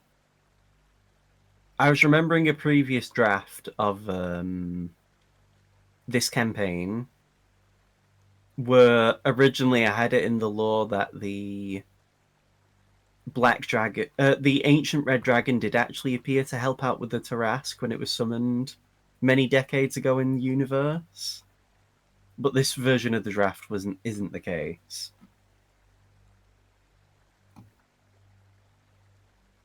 So, yes, unless you have anything else you want to discuss, we can always move on. I think we can move on. We won't be going on very long anyway with the session. Just because. So, if you've all got your things ready and you're all together, so out of character, you're planning on heading to Kholodnoye-Pole, yes? Yeah. Which is the routes that you would like to go? Do you want to just follow the actual path? You know, like along here, and then actually get to the capital? Or would you go from Shimo and then try to brave the wilderness? Because Which one's the faster routes? I mean, Shimo would be a straight line, but you'd be having to deal with the pure wilderness that would be mostly untouched land. If I recall, I remember saying that there is a path from Glavnaya to get to the mountains, and it would allow you to actually meet the Frostfang orcs. We should probably go the route to Glavnaya then. Yeah. Because it would also give us an opportunity to stop at a major civilization point to stock up on anything we might be missing before we head over. Like Shimo might have some supplies, but Glavnaya is more likely to have supplies that are more pertinent to the journey of the Frostfangs.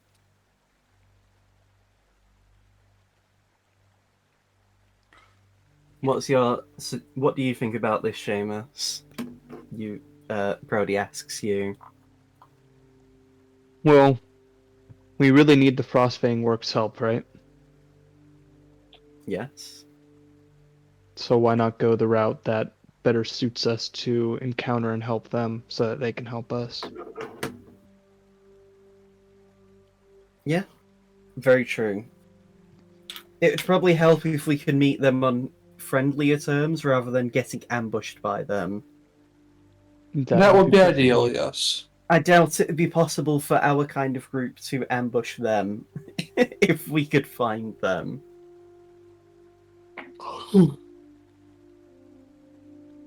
Alright then. So, with the route decided, do you decide to leave today, or would you want to go the next day? There isn't really anything for you to do in Yuto unless you just wanted to find stuff to do. And admittedly, time is of the essence.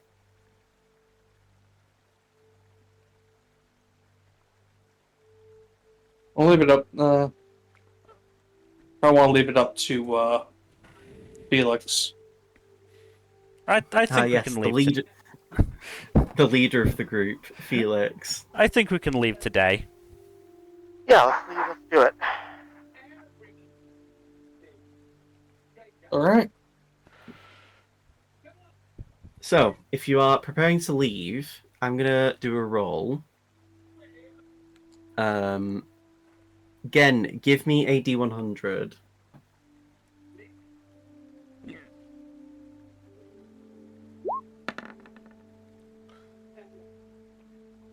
Okay. So, No star spawn? No. Fuck. No one said it's the Astral Dreadnought that I Okay. mentioned. Got it. There's actually 2 Astral Dreadnoughts, so you're just going to be in constant anti-magic. But no. As you depart from Yuto, Hayato sees you off, waving to you as you leave the city.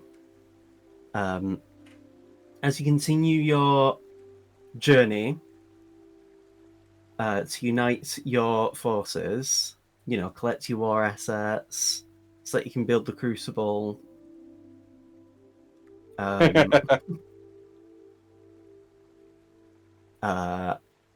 You make your journey to Shimo. At this point, you actually receive a sending, Aldane. Oh, This is from Guy, and he just says,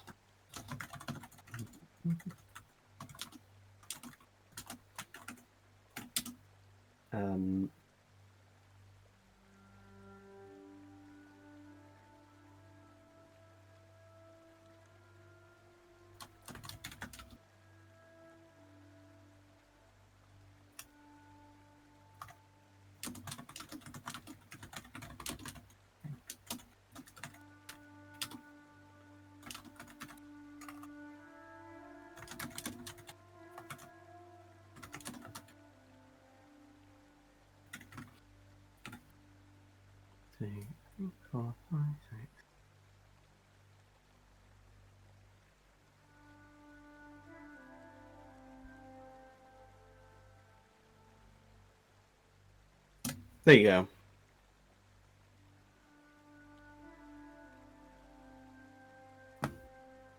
okay.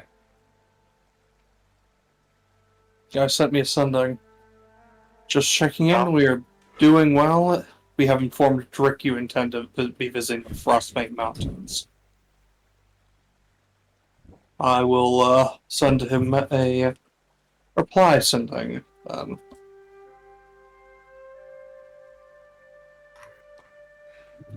It would be polite.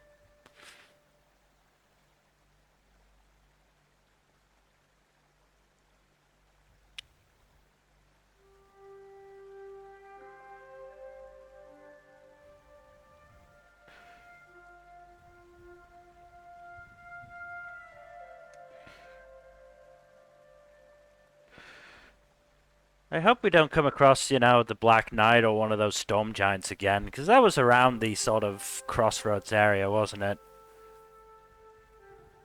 Well, if you recall, you actually skipped the crossroads. Oh, we skipped the crossroads, didn't we? We skipped. And the giant was already dead by the time you actually encountered the Black Knight.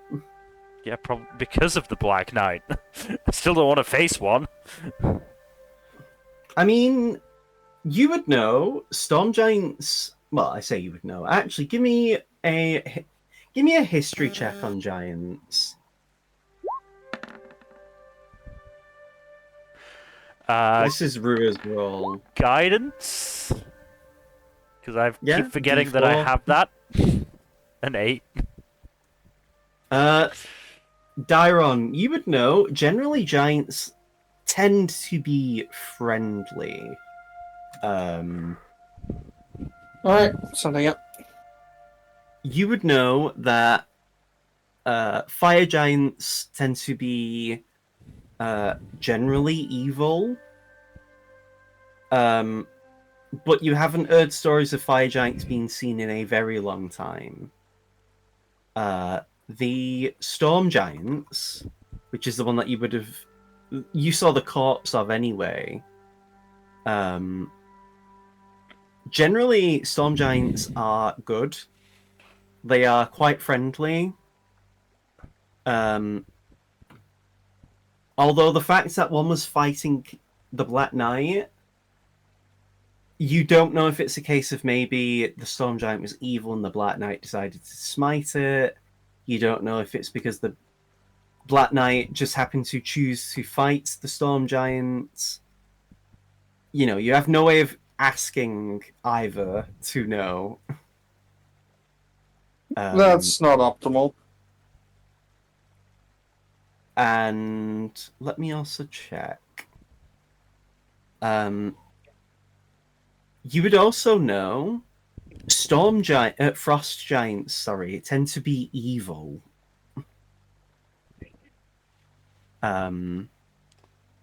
They tend to be less honorable than fire giants, though. Rue would also add that cloud giants, which are also, giants, have the potential to be good or bad. Again, it's not to say that they all are, but this is more just the predisposition based on what you would know from history of these things. Rue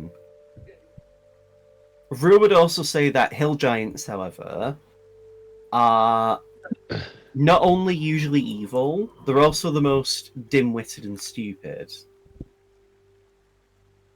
So if you ever came across a hill giant, it's, at least with the other giants, you would have the capacity to negotiate with them. Whether or not that succeeds is a different situation. But at the very least with hill giants, it's very unlikely you could negotiate with one.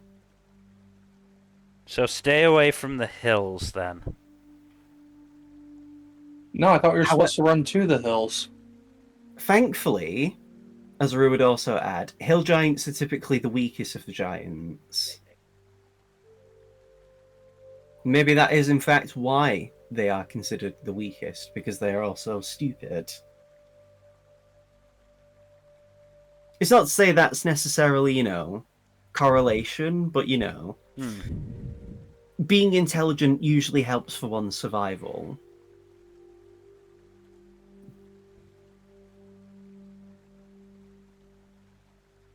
And yeah, that's what you get from those history checks.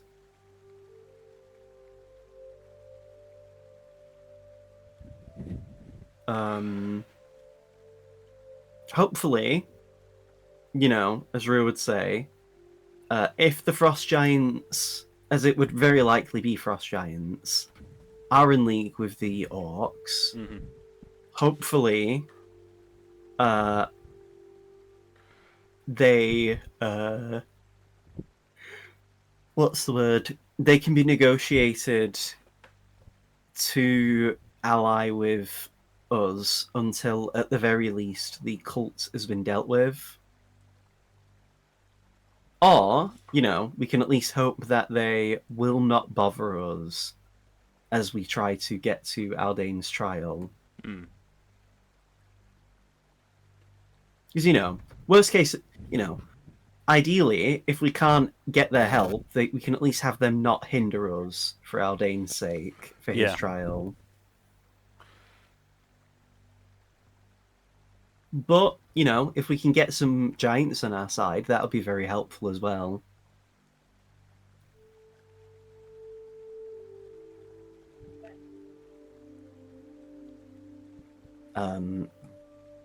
As you guys are also traveling, and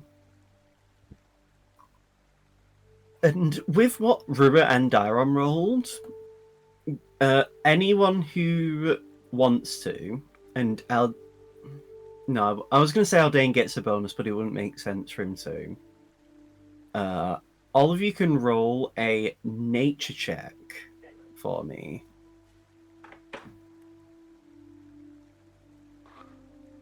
Brody can actually roll this because he was there at the Forbidden Heights. And apparently both of them come to the same conclusion.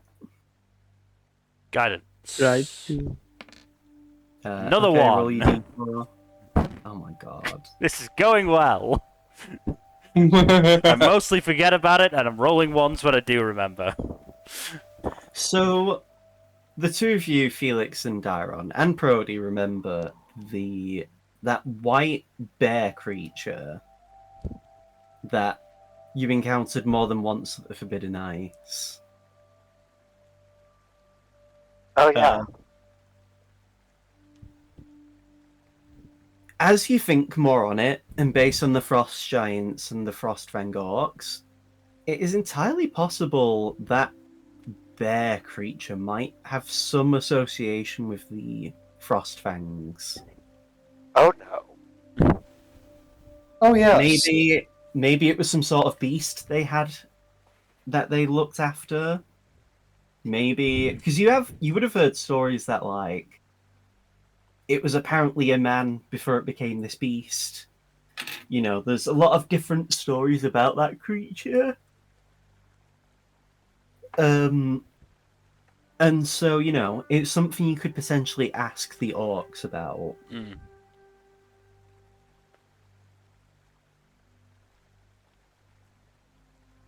Especially because it was very tall. Mm.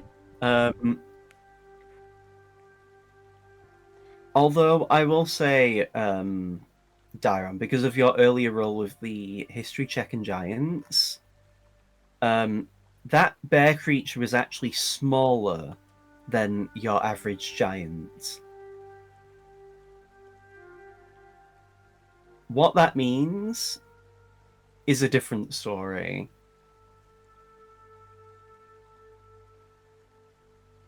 Because, so out of character, giants are considered huge, which means they are 3x3 as a token. The bear was a large creature, which is only 2x2. Just at least in terms of, you know, actually being a token anyway.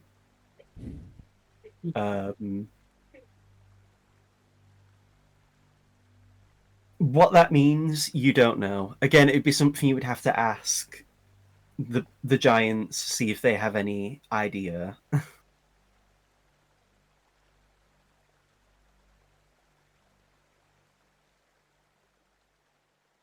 I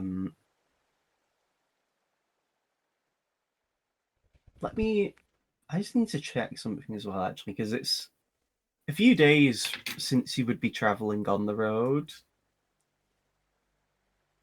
Round it to 150. So it'll take a little under a week for you to actually get back to Shimo, which is why I'm going to ask. Mill, give me a D100. Right. 73. Okay then.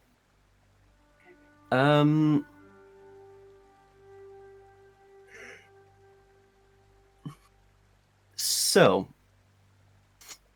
you all continue along your journey. Thankfully, the second half of your journey is not plagued by any problems. And you arrive back in Shimo as if you've never really left. You know, things are pretty much just the same as they were before. Same as it ever was. Same as it ever was.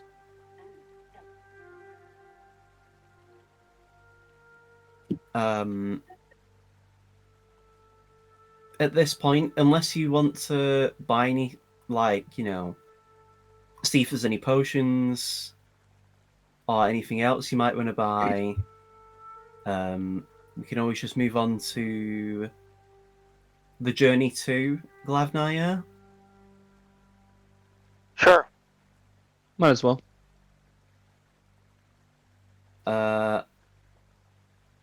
Okay, I guess we're just working up from this D4 I'm rolling.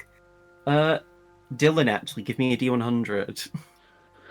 Okie doke.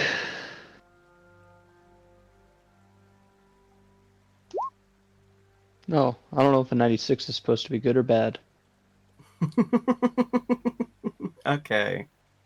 I'm scared. I don't like that laugh. It doesn't Oh, sound good. I need an adult. We're all adults here, don't worry. I need an adult. I just need I to am an check adult. the actual.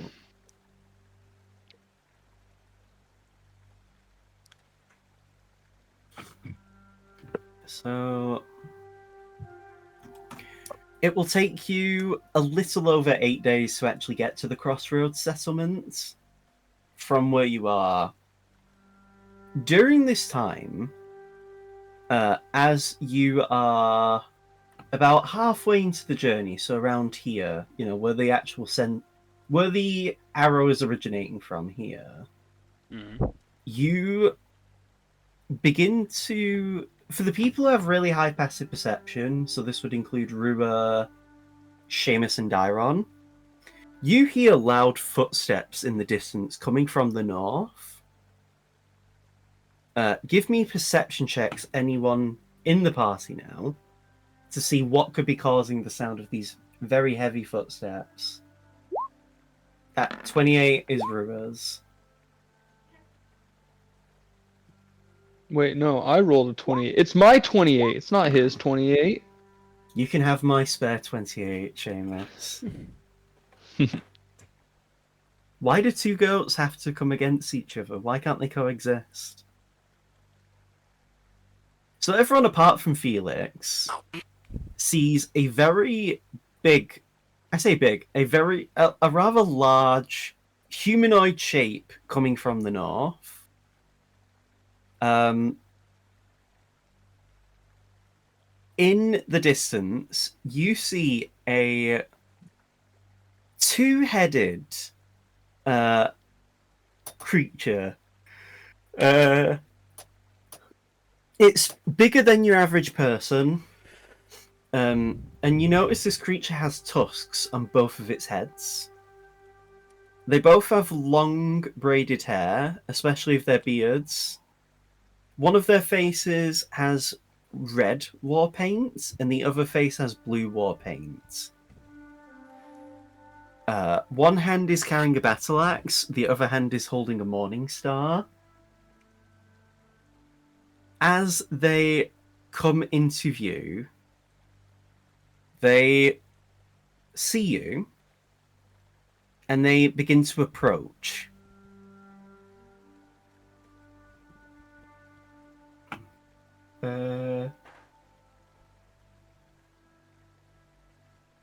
What languages do people know? God. Primordial, Common, Elven. Give me a second. Elven, Common, Infernal, Draconic, and Orcish. I know Common, Elvish, and Giant. Oh. Prody actually knows Orcish.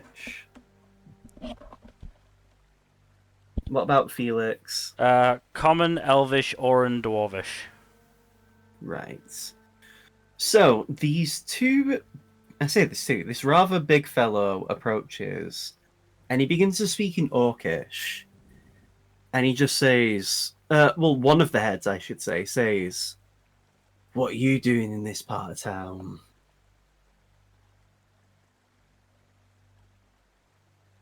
It's a bit out of the way, isn't it?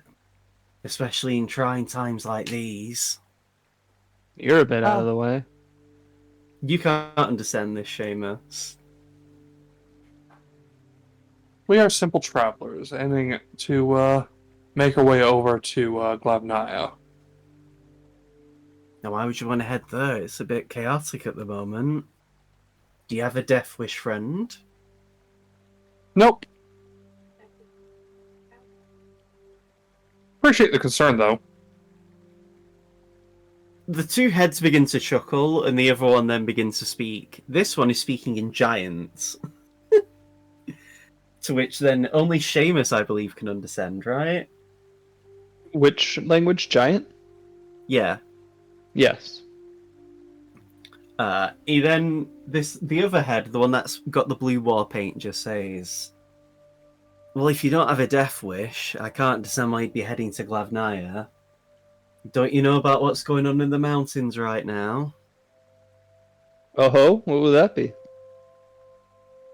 "Oh, you can speak this language too. You're a very well-travelled party, aren't you?"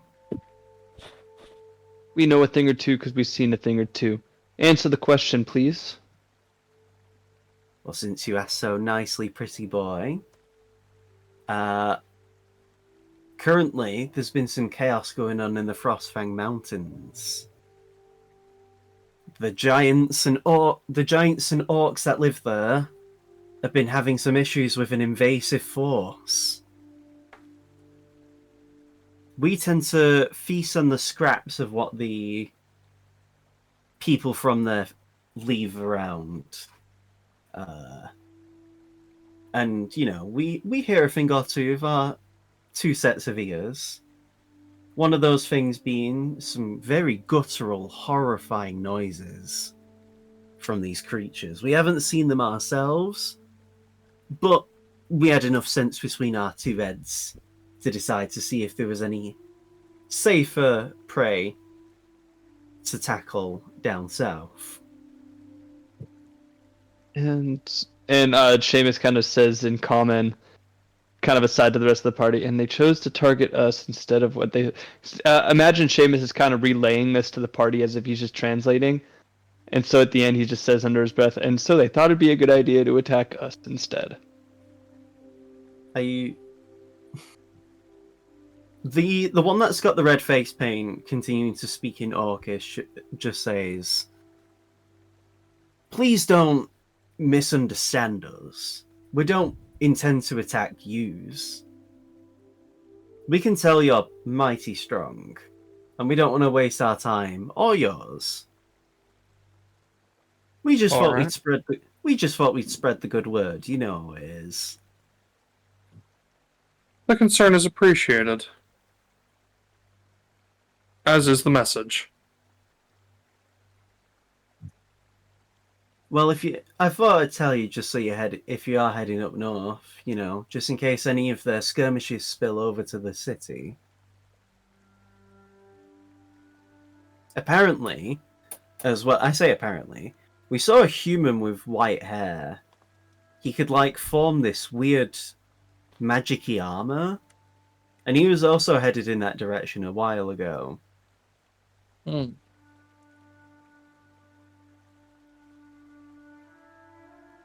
Don't know if that's of any importance to you, but we thought we'd tell you. Alden relays that to the group.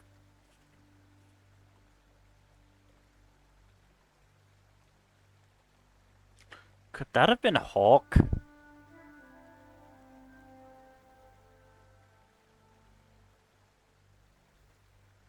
Is that who I'm thinking of? Give me an intelligence check. All of you who want to. Okay, I was going to ask.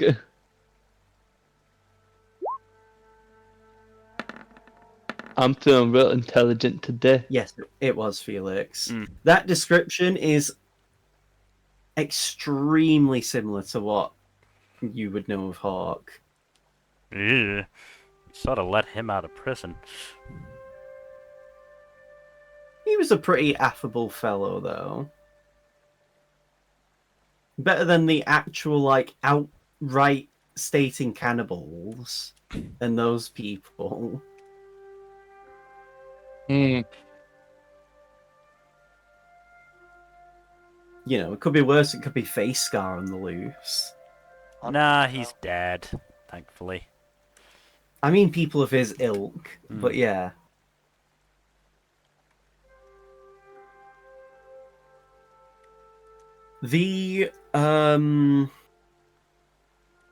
This large creature... By the way, you can roll a nature check to figure out what this creature actually is. Who's talking to you. Prody will make a roll.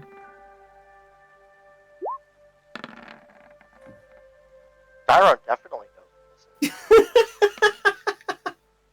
So as the creature leaves, Dyron, you remember reading a story about this. This is your friends were speaking to an Etin. They are basically 2-headed giants that have characteristics of orcs. Both heads are considered 2 separate individuals with their own mind and even a name, and their own personal preferences and quirks. And Ettins tend to not get along with other Ettins. Considering it would mean that if 2 Ettins were together, it would be 4 people talking. That tends to be why they don't hang out with others.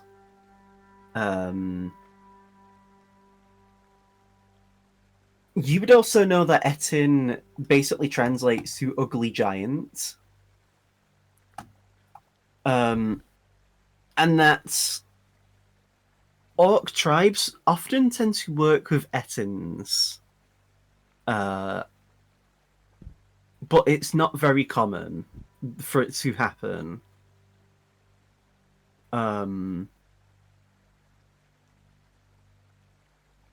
Usually Ettins would probably attack. They're not terribly smart.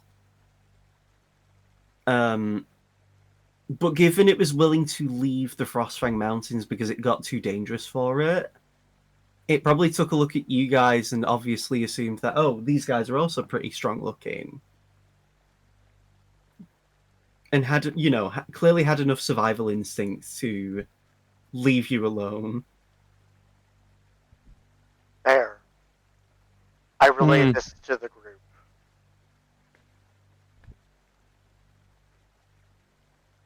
Good to know. Dairon and Aldane, if you remember as well, you actually fought a giant back at the Forbidden Ice. Rua would remind you guys of the dire troll you fought. This was when you were separated from the other half of the group. Back when the avalanche hit. Ah, yes, the fun times. So it's not as if you're, clearly there's a lot of varied, different kinds of giants.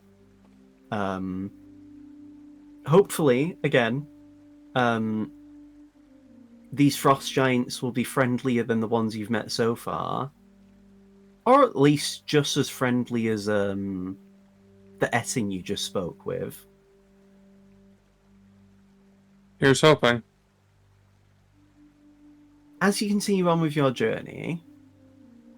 Okay, yeah, I guess we are just working up from this D4. Jack, give me a D100.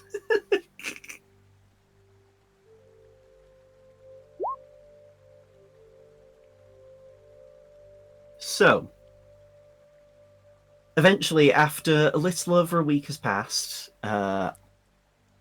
8 days and 1 hour and 40 minutes to be exact, you see the settlements of Crossroads in the distance.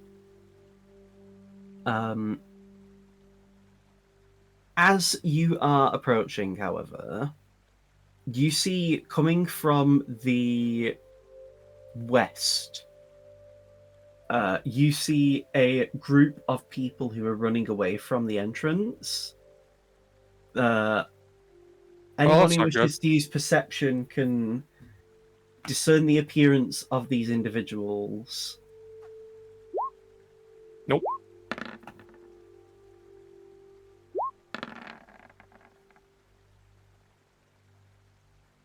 Mm-hmm. Sheamus? Ugh. Why do I have... My back hurts. These appear to be Cult of the Tarrasque soldiers. Oh. Shit.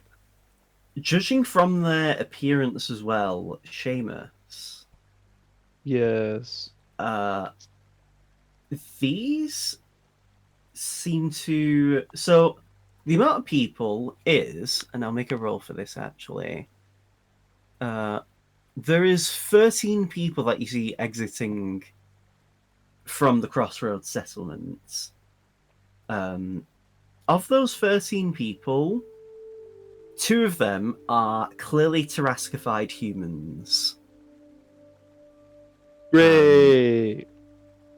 They go to vanish into the hills that are within the Crossroads, which would be about, roughly this general area on the map,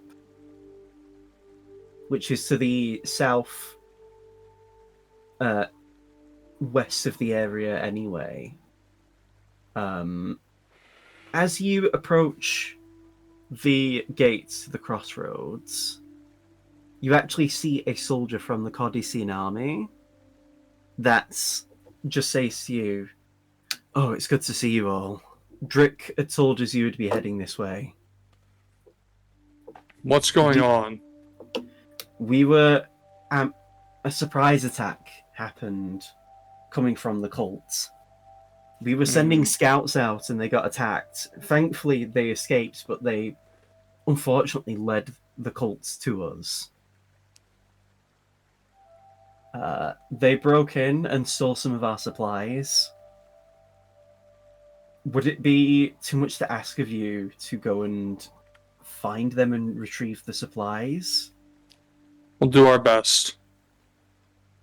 For now, if you want to leave your carts behind, we can help direct you to where the actual attack happened, and then we'll be able to leave you and for you to investigate. Okay? All right. As they lead you inside the Crossroads settlement, we're going to call it a session here.